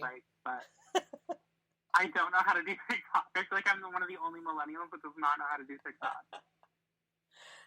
You just go on there and you just... I need someone to... You just go on there and like do thirst traps. A lot of girls like... I have to figure it out. Like to the point where like... Go ahead. I was just saying, a lot of girls just go on there and they like do like trans things. Like they just do like trans scenarios. Like I've seen that. Yeah, that's mostly what they do. And they get like so many views doing that. Yeah, I've seen it. That's incredible. Yeah. But no, I haven't figured it out to the point where like I was gonna YouTube how to actually use TikTok, if that tells you where I'm at. And I got most of my followers just going live. Like, I just go live. That's most of the time. I got most of my following just going live. That's a good idea. Yeah, I just sat there and talked to people live, and that's where I got most of my followers. Because I don't do the TikTok dances and all that stuff. Like, Just don't. Yeah, no, I don't do that. I mean, I have a TikTok. I look at it. I go on it and stuff. Mm-hmm. Follow me if you want. Yes, Karalynn. It's the same as my Instagram. But I haven't posted anything from there yet. I just like have it to kind of, mess around and kind of see what's going on. But no, I don't use it. I don't post on it yet because I don't really know how quite yet. So. Alejandro wants to know: do we speak any other languages? I dabble, like very small dabble in French, like very basic French, like bonsoir, au revoir, like, very basic, like mademoiselle, like, things like that. Oui, yeah, like oui, like, things of that nature. Unfortunately, in America, we don't learn a lot of, like, second languages that well, besides in high school, and you forget most of it by the time you're, like, 25, 30, you're just like, oh, I forgot that language, because you're not using it every day. What about you? Yeah, I took French throughout high school. Like, I took an AP French, even, but I don't remember, like, hardly anything. Yeah. I can't speak it, I can't write it, I can't read it, I can't hear it. Like, I'm just not good at languages.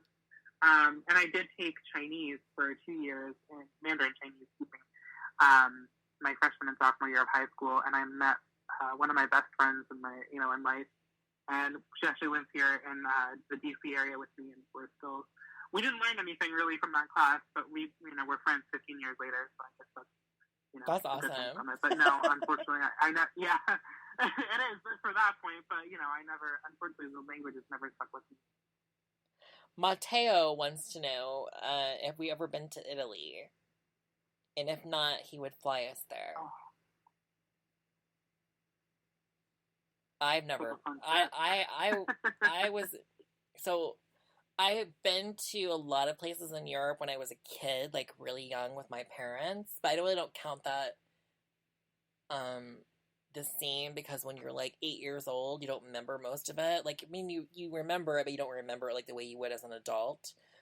So I don't count it. Right. So not as an adult, no, I haven't been to Italy. I would love to go to Italy sometime. But right now that's not in the current future for me. Well, what about you? No, I haven't been to Italy either. I'd love to go. I've been to a ton of countries. Not mostly a ton, but I've been to like 6 or 7 countries in Europe. More on like the western side. But no, I've never been to Italy, and I would love to go one day. I'm very impressed with the country.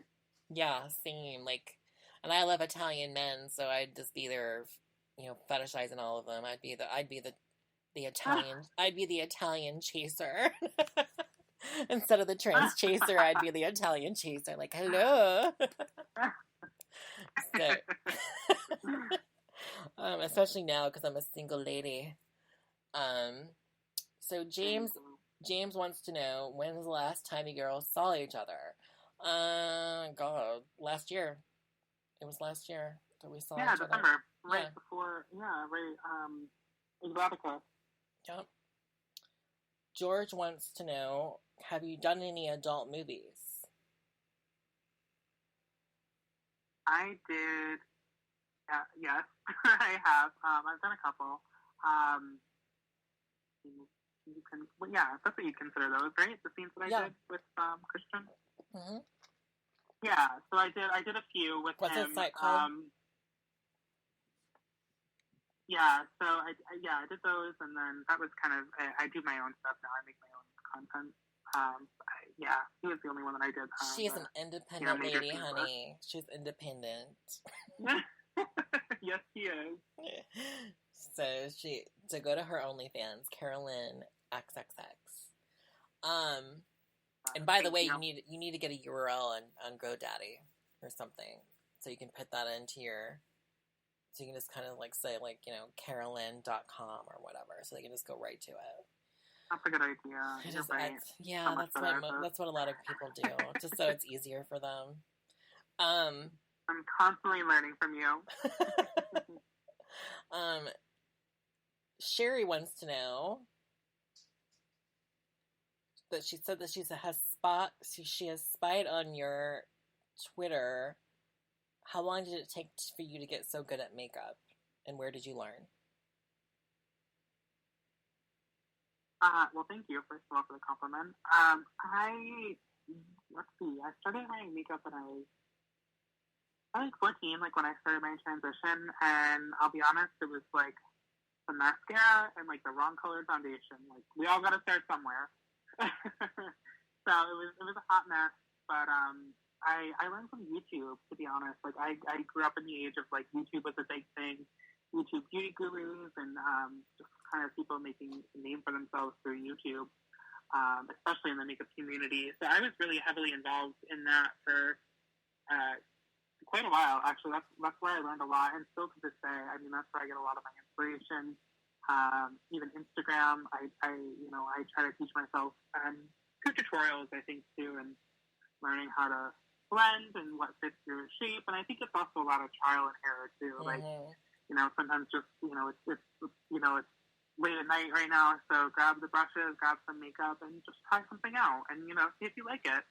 Yeah. And I think the fun thing with makeup is, like, I mean, people say there's rules, sure, maybe there are, but I think it's more about, like, having fun and being creative and, like, being confident in, like, how you feel afterward.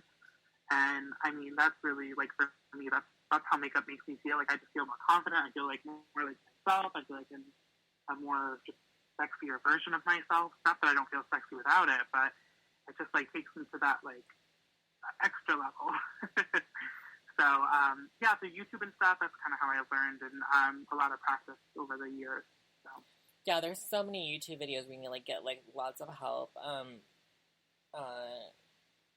I typically watch Carly Bybel, who's old school. Like, she's been around there a long time. And I also watch SMLXO, who's Stephanie. It's SMLXO. Like, I love those two girls. Those are the ones I watch. And then I watch, what was her name? What is her name? She left YouTube for a while. She came out with a makeup brand. She had drama with Jeffree Star. Tati Westbrook. So I really like Tati Westbrook. Those are the ones I usually watch. So I'm not sure who you watch. So those are the three that I usually watch. Tati is great. I've watched her. I'm trying to think what I watch now. I watch more like reviews and stuff. Nikki Tutorials is great. She's a trans. Oh yeah, she's really good too. On YouTube as well. Yeah, she's really talented. I'll search like a lot on Instagram, and I just kind of like follow tags and stuff, and we'll go through that way. Like I'm weird. Like I'll actually find like the global makeup artists for like certain brands, like Anastasia or whatever, or Morphe.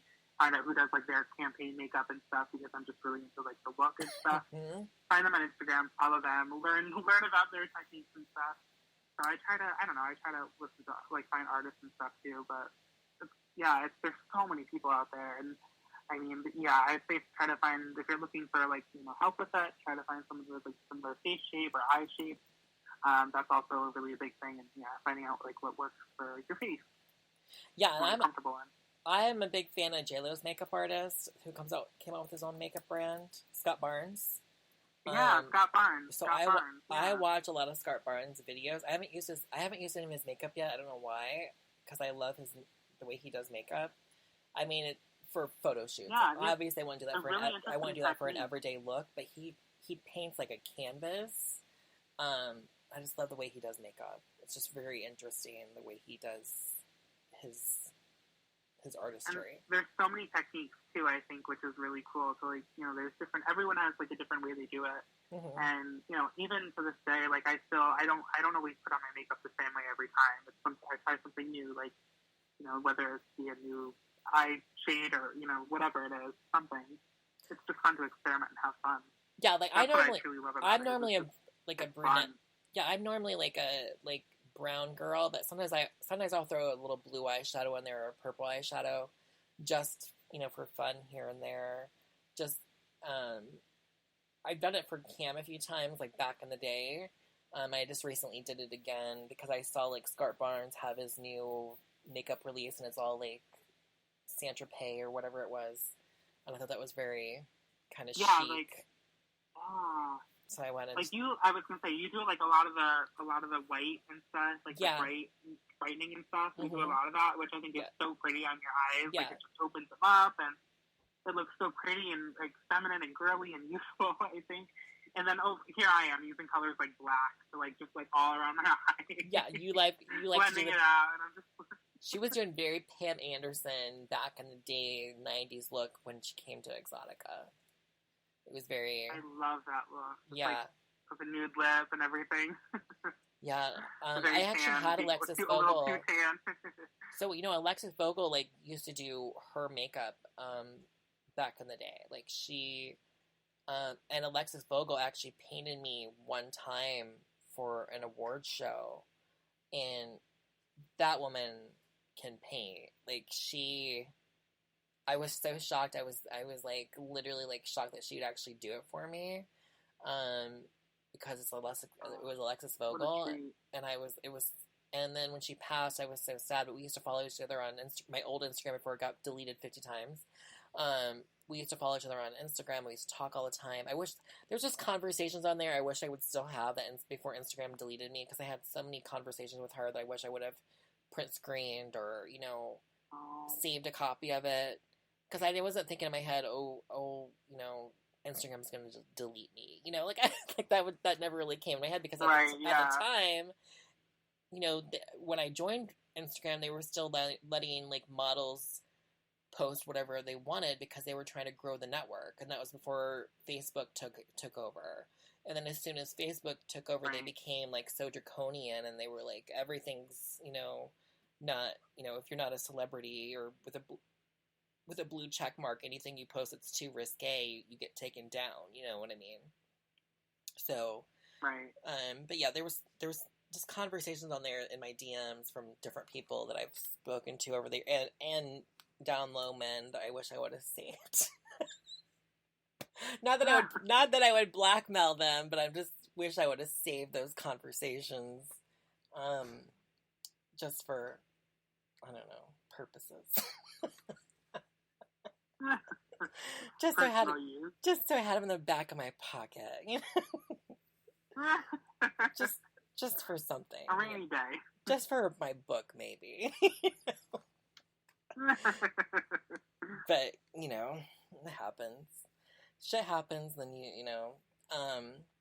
So Sarah Beth again is asking. Oh wait. Shoot. Sarah Beth, if you want to ask that question, you got to ask it again because it disappeared. I hate when you open a Snapchat and it disappears on you. I do that. I'm sorry. I didn't mean to do that. I didn't mean to do that. Sorry.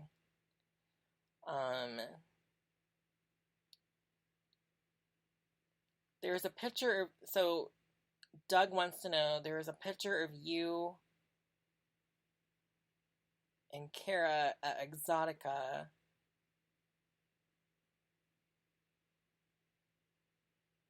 Okay, well, where's the picture?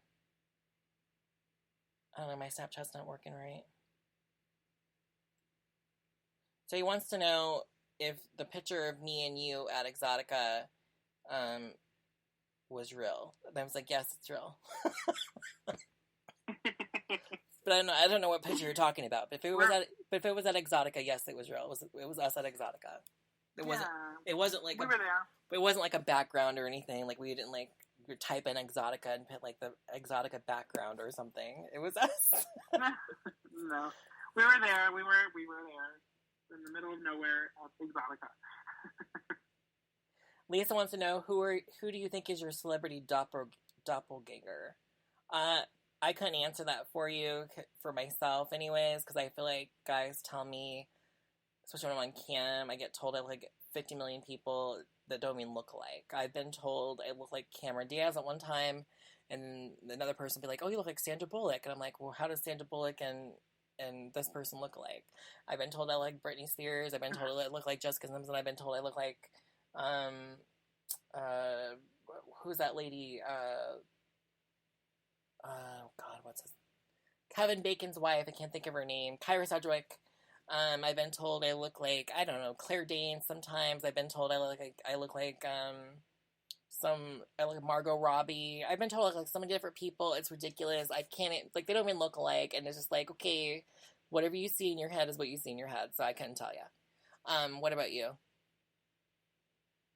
Yeah, same thing. I don't know. People say like I get questioned all the time. Like people wonder like what I am because like I don't know however I look, whatever. But I've gotten like one time. This is the biggest compliment I ever got. I'm only saying it because it happened one time. But I got Anna Nicole Smith, which was like the biggest compliment that ever. Is a big like compliment. Like, yes. It's a huge compliment, and I know I'm like nothing like her, and it's like to her, it's like such this. But to me, I'm like, oh my god, I would like love to be a quarter, the half of how amazing she was. Because she was so glamorous, and she got so much shit for when she gained weight, but she was glamorous either way. I thought, like, beautiful either way. She was so iconic, so iconic. So I've gotten her, and then people say I look like Holly Sweet. I don't know, take it how you want, but yeah, I've gotten that before because I guess we're blonde and bigger, and we both. Yeah, I don't see it. I think that you're prettier. But, I don't either, but I've gotten it a few times. Not that I don't think Holly Sweet's pretty, of course, but I'm just saying, I just think that maybe I'm biased, so whatever. I have to be biased. She's really not. She's really sweet from what I know, so yeah, I'll love to her. She's really sweet. I've spoken to her a couple times. When you guys were coming up, who were your idols? Oh, sorry, that was Patrick. Patrick was asking that. Mine was, because, like, I was really young, so, obviously, mine was Madonna, because I grew up with Madonna. Madonna, Whitney, Anna Green Gables, my mama. My mama was also a big one, but Madonna was probably the biggest one for me, because I just would listen to her music so much. I remember singing her songs at football games and like being asked to sing her songs, and people in my high school gave me the moniker of Madonna because I would sing her songs all the time, and I was just obsessed with her. And this is before Britney came out. She came out like when I was in high school, but she came out like after this whole like 7th, 8th grade period. So probably for me, Madonna, because she was so outspoken for the LGBTQ community, and she was so in your face. Like she was just, she was outspoken and just so outlandish in a time when it wasn't popular to be. Like nowadays, it's more popular to be outlandish like that and saying your piece like that. In Madonna Day, it was not. It was not like she was. It was just not right to say. Saying free love, gay love, whatever, come out with nude books, etc., which is not what you're supposed to do as a celebrity.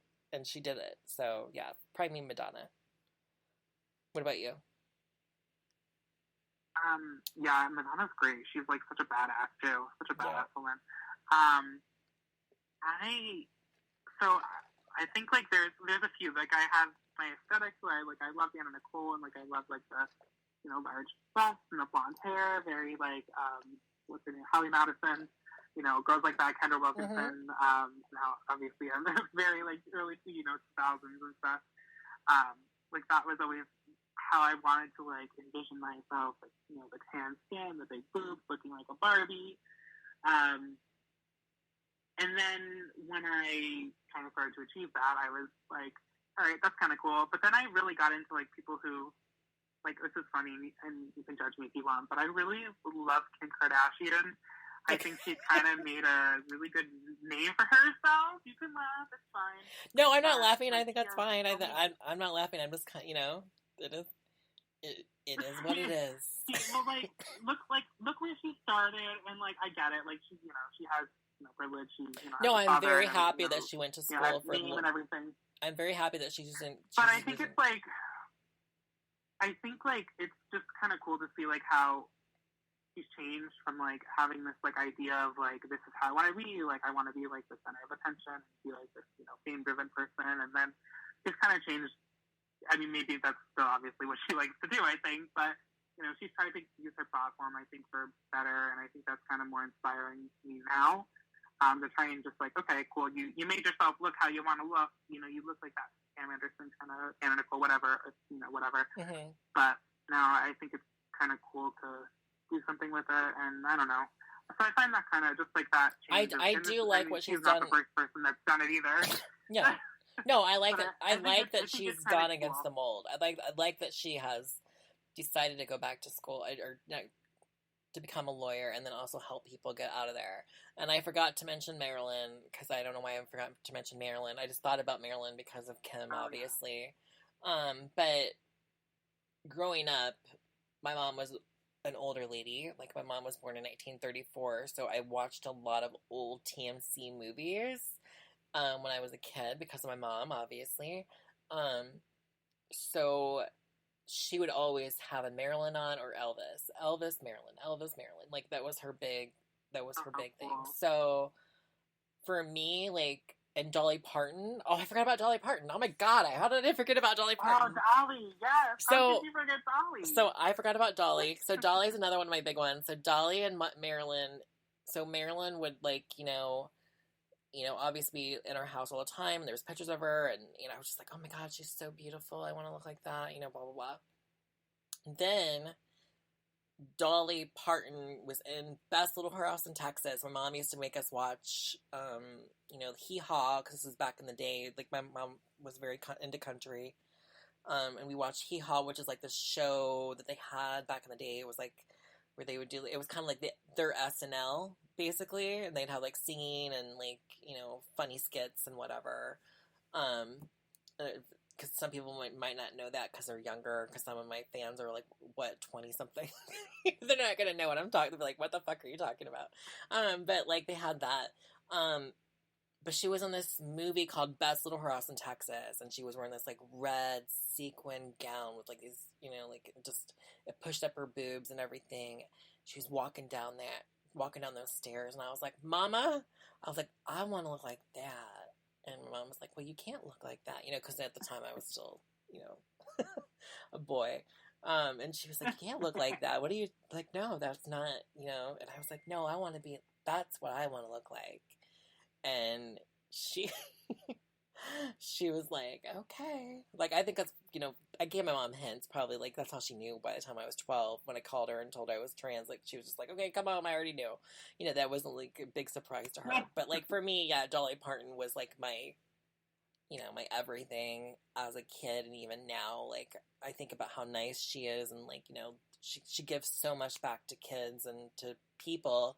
Like, she's the reason that we got the COVID vaccine, and, all this other stuff. Like, so, like, she's such a humanitarian. It's just crazy, and she's always so kind-hearted and kind to people, and a really great business lady too. So yeah, definitely Dolly and Madonna. Those are my two. Dolly, Madonna, Marilyn. Those are my three, I guess. And then Britney and Jessica Simpson later on when I was in high school. Like, I wanted to be just like Jessica Simpson when she came out, and Dukes of Hazzard. I still do my hair like that, 50 years later, like, I haven't changed my hairstyle really in 50 years, it seems. So yeah, I still do like the big Daisy Duke hair years later. So yeah, so yours is Anna Nicole, and mine is probably Jessica Simpson as far as hairstyle, etc. Yeah. It was either Hee Haw or Lawrence Welk Saturday Nights, is what Stu said. I used to watch the Barbara Mandrell show too, Stu. Like, with the sisters and everything. My mom used to make me watch that too. So I grew up on country. I'm a country fan, but I'm more of like a pop R&B kind of girl. Like, dance music, like in the gay clubs too. I like that too. But like, I do listen to all types of music, but yeah. Sarah Sin, who's a different Sarah, she asked, do either of us look at Lady Gaga or Mother Munster as a idol? Not me. I mean, she's not from my she's not from my era, so like maybe that's why. But like, no, like mine's Madonna. I should have said Gaga too, and that's who I skipped. So thank you for reminding me. But yeah, Lady Gaga was like a big one for me, and I'll be honest, she's probably the biggest, especially when I got into like middle school and high school, in terms of like just being who you want to be, and like the Born This Way movement was like really big. That was a big quote. That was my senior yearbook quote. Was, you know, baby, I'm on the right track, baby. I was born this way, because I was transitioning at the time. And yeah, she's still a really big influence, and I think her too. You know, the fact that she's still, you know, so big and you know, doing so much, she has her toes in so many different, you know, things. I think is really commendable too. She's definitely a big, you know, idol and inspiration for me as well. And like when you talk to, like, this is what annoys me about this is what annoys me about the Madonna versus Gaga or whoever. You know, like, everybody's awakening, especially in the LGBT community, was different people. Like, for most people in the LGBTQ from my era, it would have been Madonna. You know what I mean? Madonna was that person. Absolutely. And then for people like from this era or like your era, it'd be Gaga.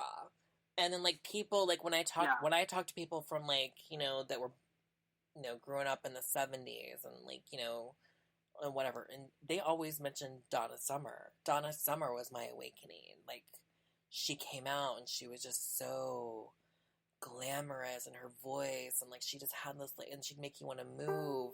For them, Donna Summer was their Lady Gaga and Madonna, and Cher was their Lady Gaga. You know what I mean? Like that was Donna Summer and Cher were their Lady Gaga, and then it goes back from there. Like, some people think Diana Ross was their, you know, their awakening or their girl power, you know, whatever. Like, I've talked to so many different generations, like, everybody has a different answer.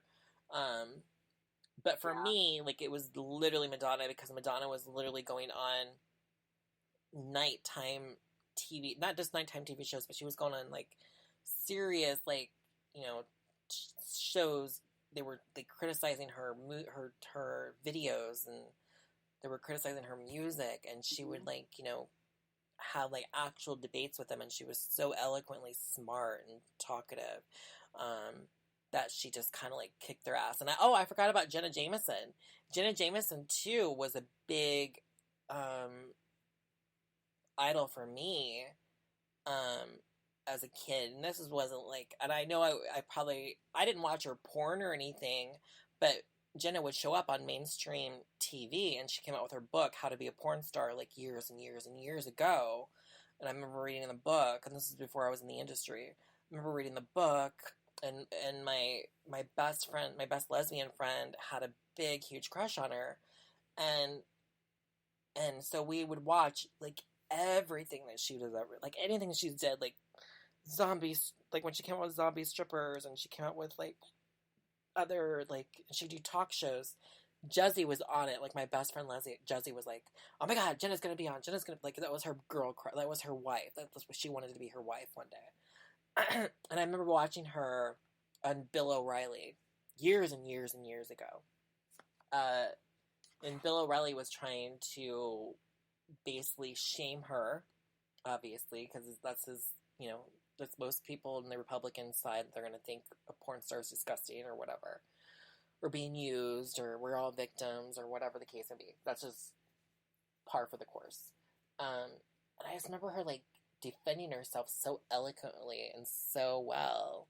And did you know that by the time Bill O'Reilly was done, like, talking to her, he, at the end of her, she told me that after that whole thing, he asked where to find her movies, and she was like, "Oh," she was like, "I must have won him over," like, you know. But like, everybody that watched that show at the time, everyone was like, "Damn, like, she really defended herself." You know, like, she really, like, was eloquent about it. And I remember watching it and just thinking, like, wow, she's, like, powerful. Like, this is crazy. Like, and then my, you know, my best friend Jezzy was just like, yeah, that's Jenna. That's who she is. Like, you know, literally, like, you know, just is like, so that was her favorite, you know, her wanted to be her wife. But for me at the time, I never knew porn stars could be anything but, you know, nude girls. And I think that's when I saw, you know, porn stars to be different, and they can actually share their opinion and be intellectual, and that's kind of like what I, you know, set out to do in my own career because of her. So yeah, I guess Jenna would be there, in my mind. And I think that she's in there for a lot of girls' minds, but they would never admit that because of the whole debacle of her, like, I'm never gonna, like, open my legs again for porn, and, you know, all the stuff that happened, all that drama. So now they all hate Jenna because of whatever, XYZ. It's just pettiness. But I think a lot of girls, when they thought about joining the porn industry, they all wanted to be Jenna Jameson. Don't let them make you think differently, because literally most of the girls that join porn want that sort of fame. They want to make that much impact. Stevie says, what is your favorite makeup brands, Kara and Kelly? I do makeup as a gay boy. I work at Sephora in LA. You girls should come and get your makeup done by me. Go ahead. What are your favorites? That sounds fun. I love makeup. I love Sephora. What have I been using lately? Oh my goodness. So I'm trying to think now. I'm like blinking. I use a lot of stuff. Like, honestly, if it's good, like if there's good pigmentation, I'll take it. Like, if there's good coverage, I like a full glam face. So like, load on the foundation. But I really like I like Fenty Beauty. I think that's a great brand, which is Rihanna's makeup brand. It's Sephora. I use the foundation, the hydrating one, because I have really just dry skin from all the spironolactone and hormones, and so I'm just really dry. Mm-hmm. So I use like a hydrating foundation. I love Fenty. Anastasia Beverly Hills, I think, is great. I love their brow products. They have good eye products and lip products. Also, I think a lot of the like influencer brands that are coming out, and like a lot of the Instagram brands, I know they're kind of hidden and stuff. You kind of have to look around, but there's some cool brands out there that make just some really cool, innovative products, the things you've never seen before, whether it be like cool formulas. I'm blanking on them right now, but if you ask me like on Twitter and stuff, I'm sure I can get you some better answers. But there's I'm obsessed with makeup, and like I said, if it's good, I don't use like a lot of the drugstore stuff. Not that I don't like it or not that it's not good. I just I tend to shop at Sephora, and like I don't know, that's kind of where I enjoy makeup shopping. Sephora, Ulta, love Ulta, yeah. So, Stevie, I would have answered differently a few years back, but, like, now that I'm 40, but, like, back in the day, I used to love Double Wear from Estee Lauder. That was always my go-to foundation. Which is incredible, by the way. That's an incredible foundation for, like, it covers anything. Yeah, especially for porn sets, I would always use Double Wear. That was, like, what most models in the porn business use, is Double Wear.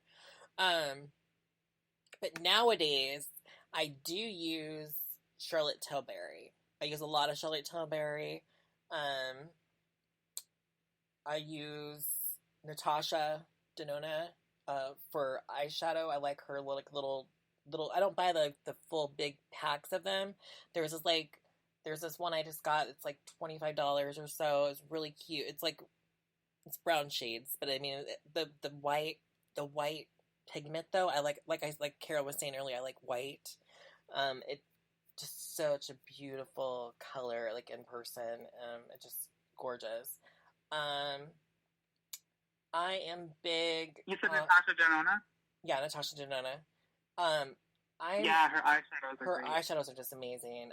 I'm a big fan of Anastasia. I loved the what's her name? I use the palette all the time. She's Norvina. No, not Norvina. It's the she's a makeup guru. She kind of has like she kind of has an attitude. She's tan, really pretty. Huh?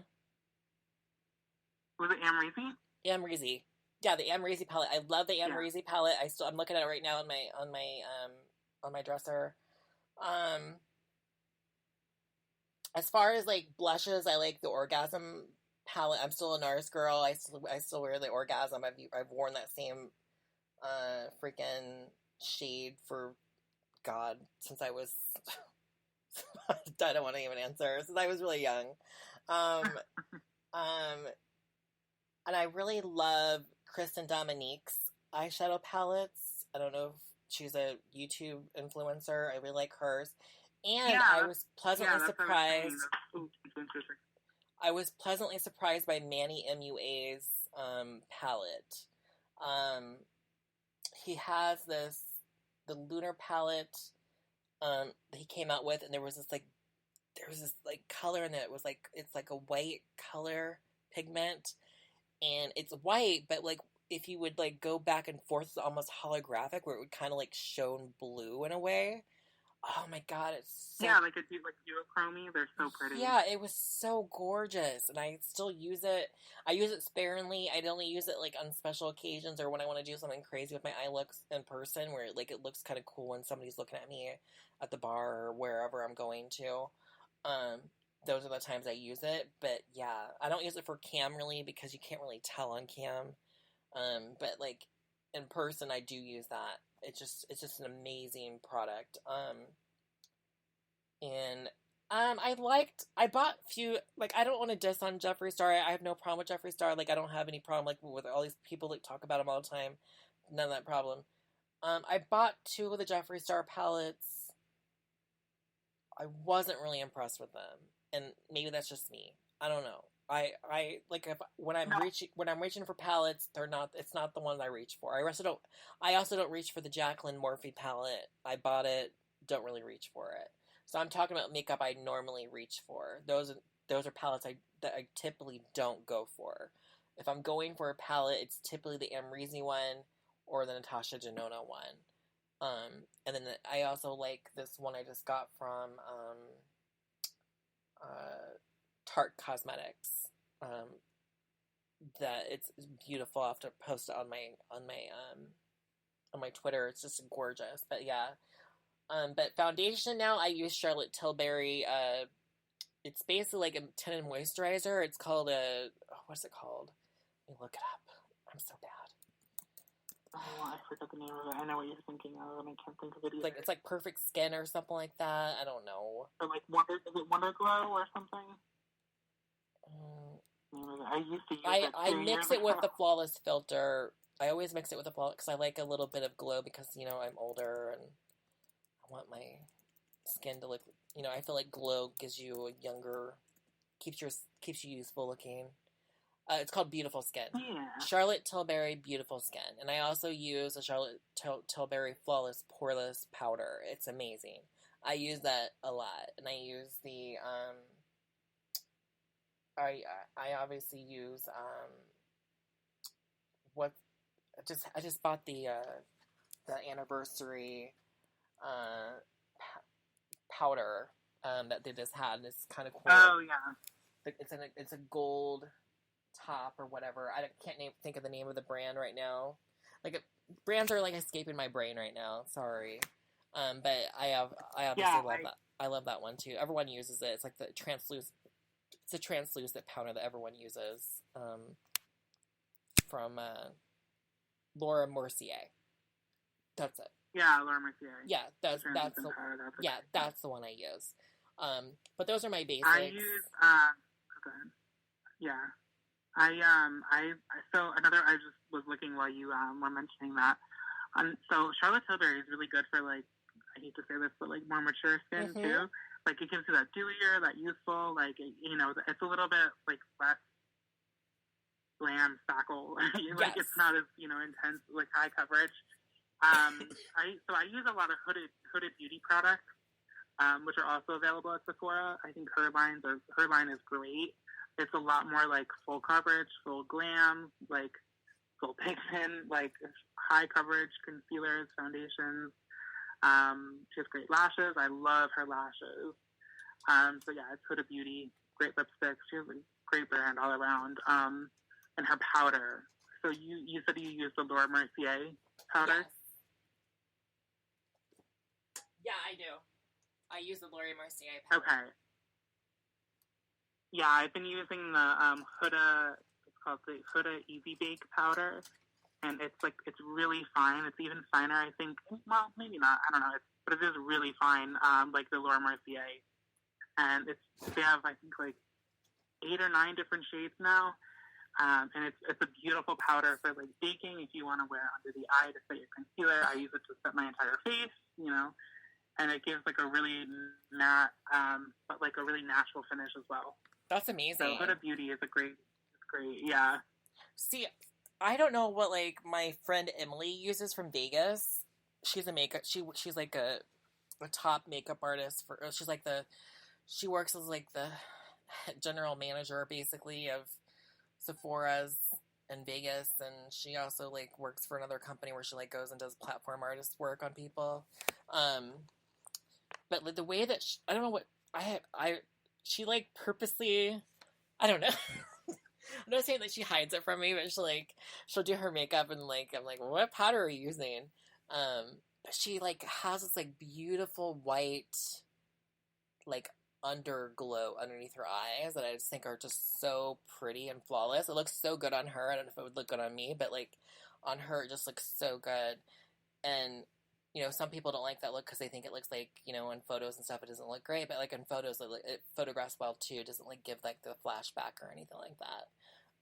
But whatever she uses on her like powder, I want to know. She still hasn't told me yet. Years later, she still hasn't told me. We've been friends forever, but like, yeah, she hasn't told me. But like, I really like the Charlotte Tilbury. And then I also like for me, I used to use, for concealer, I used to use the one that everyone else was Shape Tape. Everyone was using Shape Tape. I got kind of over Shape Tape, and now I use Hourglass. Did you ever use the CoverGirl? I think, or maybe it was Maybelline. It has like the sponge tip applicator. Oh yeah, way back in the day, I used to use that. Yes. Yeah, it was like the age-defying one, age rewind. Yeah. Yeah, and it was so popular, and it was such a great concealer. It still is one of the best like drugstore concealers. It really is. So yeah, oh my god, and it was such an experience to use it with a sponge and everything. You blend it out. I'm hearing that CoverGirl has a really. I'm hearing that CoverGirl has a really good new concealer out too. That's what I saw, and that people were saying that CoverGirl has this like brand new concealer out. But I've been using the Hourglass concealer for a while now, for like the last year or so. And I really like that. I use Too Faced Born This Way is what I use. But yeah, there's a lot of great concealers now on the market. Yeah, because I don't know. I just like it. So I just use it lasts a long time. It never like creases or anything. And it works as a great eyeshadow base too. Because I'm not really big on the eyeshadow bases. So I usually use that. I know other people love them, but I just don't. I really don't. I don't even use primer either. Like a lot of people use primer. I still don't use primer. Oh my gosh. Yeah, I still don't use primer. I'm like, oh yeah, primer, face primer, eye primer. You know who else doesn't use primer? Scott Barnes. Yeah. He doesn't use a primer. You're right. He doesn't use a primer either. Yeah, I just don't see the point of a primer. Yeah, like you can like make somebody's skin look flawless. Yeah, you can make somebody's skin look flawless without it. Like you can fill in the pores and stuff like that if you're good at like applying the foundation. But like I think it's a good powder too. Powder solves a lot. If you don't have a good powder, your makeup's gonna look crap anyways. Yeah, you need like a really finely milled powder. Yeah, that's like the most important. Like when especially when like girls are always asking me like how to cover the 5 o'clock shadow if they've gone through like hair treatments, hair removal treatments, etc.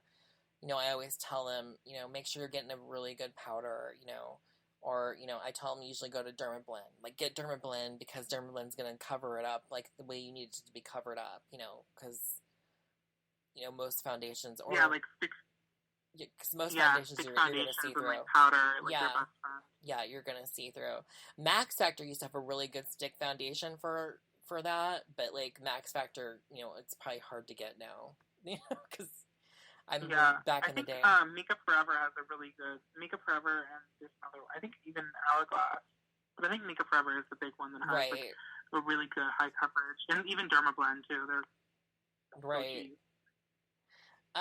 Stacy wants to know, Kelly, what hairspray do you use? Your hair always looks great. I still use Big Sexy Hair. I've used that since I was Oh my goodness. since the beginning of my God, I've used that since beginning of freshman year of when I went to college. I've used that for years, like before it was like even like as popular as now. I've used Big Sexy Hair for years and years and years and years. Years and years and years. It's been in my. I was never an Aquanet girl. Sorry. Like I never did the Aquanet, time period. I mean, I did have the big bangs back when I was in high school because that was a style. But I think back in the day, like when I used hairspray, even in high school, I was using Matrix, which I wasn't. I remember using Matrix shampoo and conditioner and thinking I was so bougie because I was using Matrix and Matrix Matrix hairspray. But yeah, I haven't switched over from Big Sexy Hair forever. I don't know. What do you use, Kara? I use what do I use? It's by the brand Color Wow, and it's I think it's called the Cult Favorite Hairspray, and it's very similar to like I think L'Oreal Elnat or Eln I think Elnat, one of the ones similar to that. It's a really gives like a really nice hold, but it also isn't like crunchy, so you're able to like run your fingers through it like and easily, and like it brushes out really easily, but it also like actually maintains like it holds your curls. So I don't know, I like it. It's a Sephora brand. Sounds interesting. They want to know. So I have a lot of girls followers. It seems on my Snapchat. Well, a lot of them are trans. Ariana wants to know, what is our skincare routines?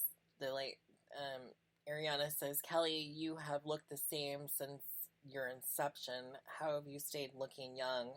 I am around the same age, but my eyes show aging. Yours doesn't. I would like to say that was because of skincare, because I am good at taking care of my skin overall, but it's not. It's because of surgery. I'm not going to lie to you. It's because a long time ago I had, so when I went to Dr. Lisan, he was the second doctor I ever went to for facial surgery. He actually cut the side of my eyes. It's called a canthopexy, I guess that's what it's called. And they cut the side of your eye so they get rid of your like laugh lines. And then it also tightens up underneath your eye, so like when you smile and stuff, you're not getting like those crazy like crow's feet and things of that nature. So like that's what I did, and that was when I was like in my early. It was when I was in my late 20s. I had that done, so that was a long time ago. I would like to think it was because of that, and then also I've had a mini facelift around that same time, so I would assume it's because of that. So I would like to say it's skincare, but I'm pretty sure it was because of plastic surgery. But you go ahead. What about you, Kara? So I used to have like a really intense skincare regimen, and believe it or not, it actually backfired on me. And it actually like I ended up getting a like rash on like it's a rash, like just like one that forms from using too many products. And I had to get like what's called like an antibiotic for it to get rid of it. So it wasn't fun. So my skin doesn't love like as much as I love to like hydrate it, put oils and like do the vitamin C, do the glycolic peels and stuff. My skin doesn't love it. So I've had to kind of eliminate steps, and now I use like a really natural moisturizer and cleanser. And I keep my skincare very minimal. Not that I want to, because I would love to use like the quote unquote good products that do like, the retinoids too, that take away all the damage and smooth lines and stuff. But unfortunately, my skin just doesn't like it. So I have to be pretty careful about what I put on my skin, otherwise it reacts pretty badly to just literally anything at this point. So I think too it has like it has to do with like diet and stuff like that. But anyway, mine too I think was just stay wrinkle free and stuff is things like And I don't do the sun on my face. I haven't done that. Throughout my because I used to tan all the time, and I would never tan my face. I would always put a towel over my face from even like when I was younger. And I think that's really important too, because sun damage is the leading cause. And I've always worn an SPF on my face, so and my neck. So and you like you even like you wear big sunglasses out, and like I think you even use I've seen you use an umbrella before. Yeah, I don't. Like, you are very, I don't do sun. Like I don't want it to be on my face because I feel like that's the fastest way that you like. Whenever I watch these like dermatologists that are on YouTube, they're always saying that like even inside you should be wearing an SPF because like the UV rays can get inside your house, etc., etc. Because that can be a way of aging. And so many of us nowadays we look at our computer or our phones all the time, and that also can cause damage to our skin. So like it's just crazy hearing like these dermatologists talk about all the things that they can do and whatever else. I've had dermatologists in my life, but I haven't had them like regularly. And I've also had CO2 laser done, so that's another procedure that like they take off like 3 or 4 layers of your skin, and then it like renews to your baby skin. I plan on doing more of that in the near future. I feel like you should have that done every few years if you can. And I feel like that's another way that a lot of celebrities, and then, you know, myself included, get younger looking skin because you're taking, it really like removes the wrinkles in your skin. It really removes like any kind of like, it tightens up your jawline. It like gets rid of like jowls if you do it like 3 or 4 times.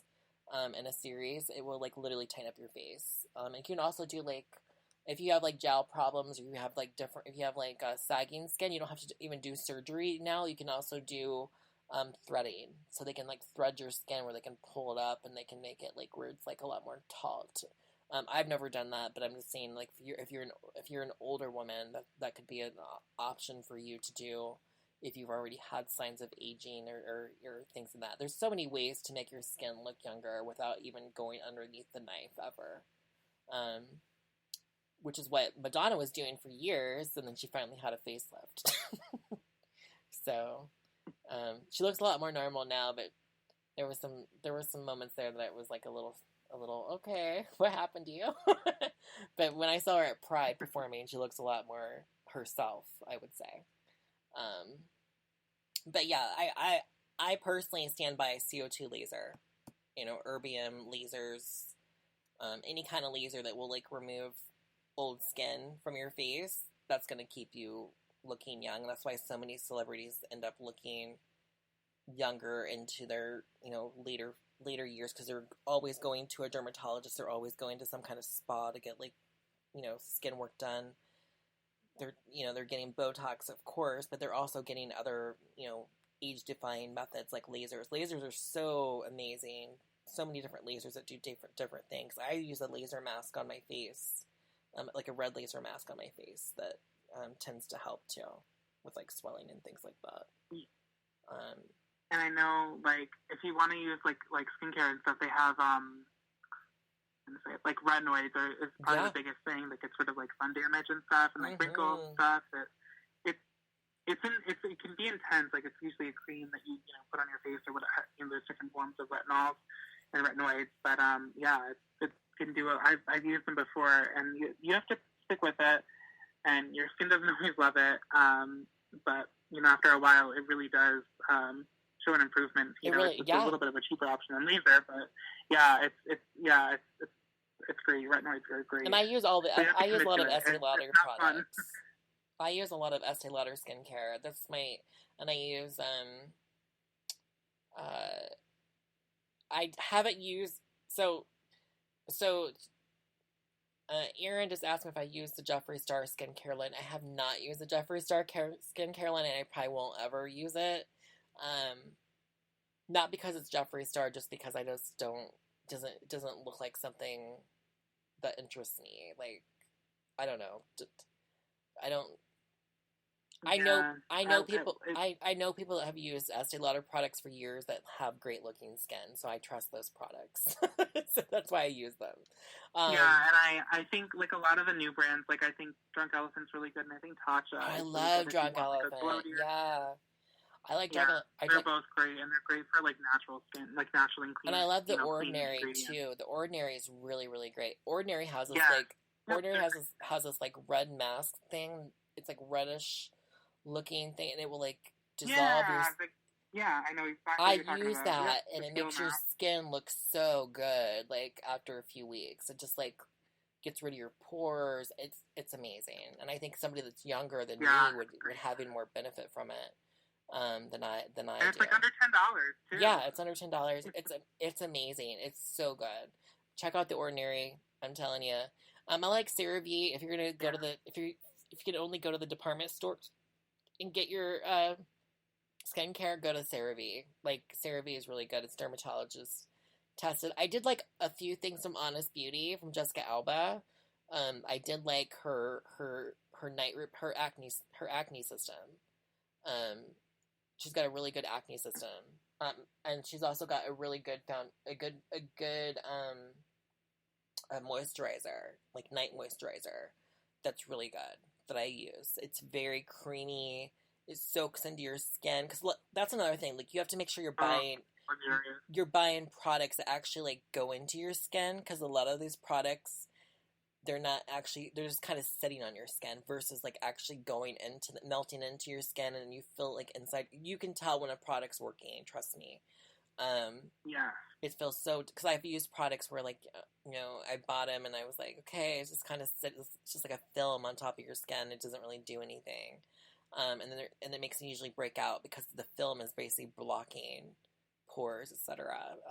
But for me, like I like Tatcha too. I like Tatcha's I have used Tatcha's primer or pore filler. I've used that. Oh yeah, that's great too. And that was a really good product. I like that. But yeah, skincare is like a personal preference. You have to figure out what works for you. Because honestly, Kara and I could tell what we use, but it might not work for your skin. Like Kara's even saying like certain things makes her skin break out. So everybody's skin regimen is going to be a little bit different. If you have the money, go see a dermatologist and have them suggest what they think that you should use, and you can always find like cheaper brands of what they suggest. Like find out the ingredients, find out the main ingredients, like the active ingredients. Yeah. And then try and find those in products that are cheaper and whatever. Yeah. Queen Arabella says, do you girls ever go shopping together? Yes, we have gone shopping together. Yeah, absolutely. That's, oh my gosh, that's a lot of fun. She's a little chaotic, but it's fun. She wants to know, is our styles the same? No, I wouldn't say our styles are the same. We both like sexy things, but like I remember like making we have different body types. We have different body types. Yeah, we have different body types, and then also on top of it, I remember like Kara needed something to wear for Exotica, and I was trying to get her to wear one of my outfits, and she's like, "Girl, like, are you nuts?" And I'm like, yeah, but like, I don't know. We kind of have like where we both like leather pants. That's one thing we have in common because she wore leather pants to Exotica, so we do like. I think we do like that. Yeah, I was gonna say like our like our like our glam looks, like our glam when we really kind of want to show out, like that is like our style there. I think kind of matches and like. We're very like, we like the big sexy hair, the big boobs out, like, that's kind of, we like that, but I think like day to day, like our styles are very different. Like running to the store, it's very different. Very different. And like I'm a Southern girl, so like my mama always wore like sun hats and like big glasses when it was like sunny out, because she always used to tell me, protect your skin. Like she'd always say that to me because she was like, the sun is the worst damage, like the worst damage. And like, that's really Southern women. That's why most of us wear sun hats and big glasses and whatever, because we're always like trying to make ourselves look presentable to or staying younger for, that started back in the patriarchy times of, trying to look good for being a Stepford wife for your husband. And this kind of sets in with me and my sisters. My sisters all do the same thing. They all wear hats and glasses, and because they don't want the under eye bags and whatever else that comes along with aging, And luckily, all my sisters don't have that. Like, they don't have the crazy under eye wrinkles and things of that nature. And sometimes it's just down to genetics, but it's also just keeping out of the sun. That's a big one. Because I think that when you're young, you don't think about it. And like, some of these girls are going to this freaking tanning bed and they're tanning their whole body, including their face. And they're sitting in there for like 20 minutes. Oh, yeah, I do that. I still do that. You still do that? I still do it. I went to the tanning bed the other day, and then I went out in the sun yesterday, and I got sunburned on half my body because I was sitting sideways. So that is so funny. Yeah, I do it, and I do not recommend it. Like, I tan because I like my body to be tan. I just prefer the look on me. But it's so unhealthy and it's so bad for you, and like, I don't encourage it. Don't do it. Don't follow in my footsteps. And I still I still go to a tanning bed whenever I go to like to special events or something like that. I don't do it regularly, but I do it when I need to. But I always cover my face up with a towel. But like, I've tried to do like the sunless tanning, and I always look like an Oompa Loompa. Like, I don't know how these girls turn out looking like they're like golden bronze or whatever. Like, when I see them on YouTube doing their golden bronze thing, I'm just like, okay, like girl. Yeah, I'm like, girl, you got like a great tan. I come out looking like Donald Trump, like literally like orange skin, and then it's on my freaking fingers because I've gone to like the tanning bed and they have like the actual, like, you go in there and you have to, and you put your barrier cream on between your fingers and crap that they tell you to do. Yep. And I'm like, well, I put the barrier cream on, and then like, what if you do too much of the barrier cream? Then like your finger here, like your middle of your, like between your fingers will be like orange, and then there'll be like a part of that's like totally white, like your actual skin tone. And you're like, okay, I can't show any of my fingers, or I need to do it again so I can at least be like even. And then you're sitting there forever trying to get it off of you at home because you're embarrassed of what it's gonna. I've done that like a few times, and I'm just like, never again, because I don't want to look like, it just looks crazy. No, like, for me, like it's a no. I do that all the time. And like, my sheets are orange, and like, I do it all. I like the tan, even the fake tan, like like, even looking orange. I'll admit it. Like, I know it's not in style, but like, I love the look, and like, I don't care. I just like how it looks, especially like against the blonde hair and everything. It does look sexy though. Yeah, it looks sexy. It looks. I can't deny that. I've always liked the blonde tan that looks sexy to me. I do like. But it's such a commitment. Yeah, I do like this one self tanner I use after I get out of the shower. I sometimes use it, and it tans you over time. That one works really good. Is that the Jergens one? No, it's in a pink spray bottle. It's like, I think Barbie Bell did a collab with them. I can't think of the company, but like, it's really, really good. And it's just basically like this foam. It's like a foam, like a mousse. It looks like kind of like a mousse, and you have it gives you a glove, and you just put it on your body like you would a lotion, and then you get a little tan afterwards, and then if you keep on using it, you get even tanner, and then it doesn't look like it's orange or anything. At least on me, it doesn't look orange or anything, and it just looks really natural, and it gives me like enough color that it doesn't look like it's like crazy gross or anything. And I love it. I can't think of the name of it, but it's like this pink. It comes in a pink bottle, hot pink, foamy. And I get it from Walgreens. So I picked it up at Walgreens because I used to. Yeah, so it's like Walgreens. It's like Walgreens self tanner. You type it in. Bondi Sands. I think it's Bondi Sands. Bondi Sands. Yeah, I have heard of that one. I don't know if that's the brand because I'm not seeing the hot pink. No, that's the one that she did it with. So it's another brand. So hot pink.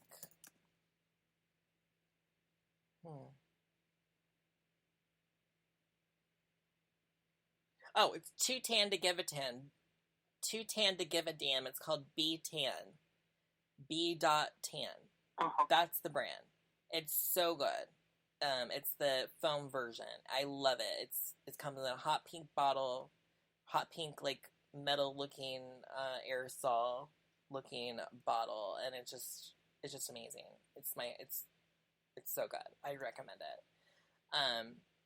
But yeah. But we've answered a lot of questions tonight, guys. She stayed on the line with me for a very long time. Thank you for staying with me for so long. I know there's more questions. I see them on Snapchat. I can't get to all of them. We'd be here all night if that was the case. But thank you to my trans daughter for coming on my radio show and answering all the questions. Thank you to I appreciate it. My in-room chatters. Thank you to all my Snapchat chatters listening. Thanks to all my Twitter followers listening.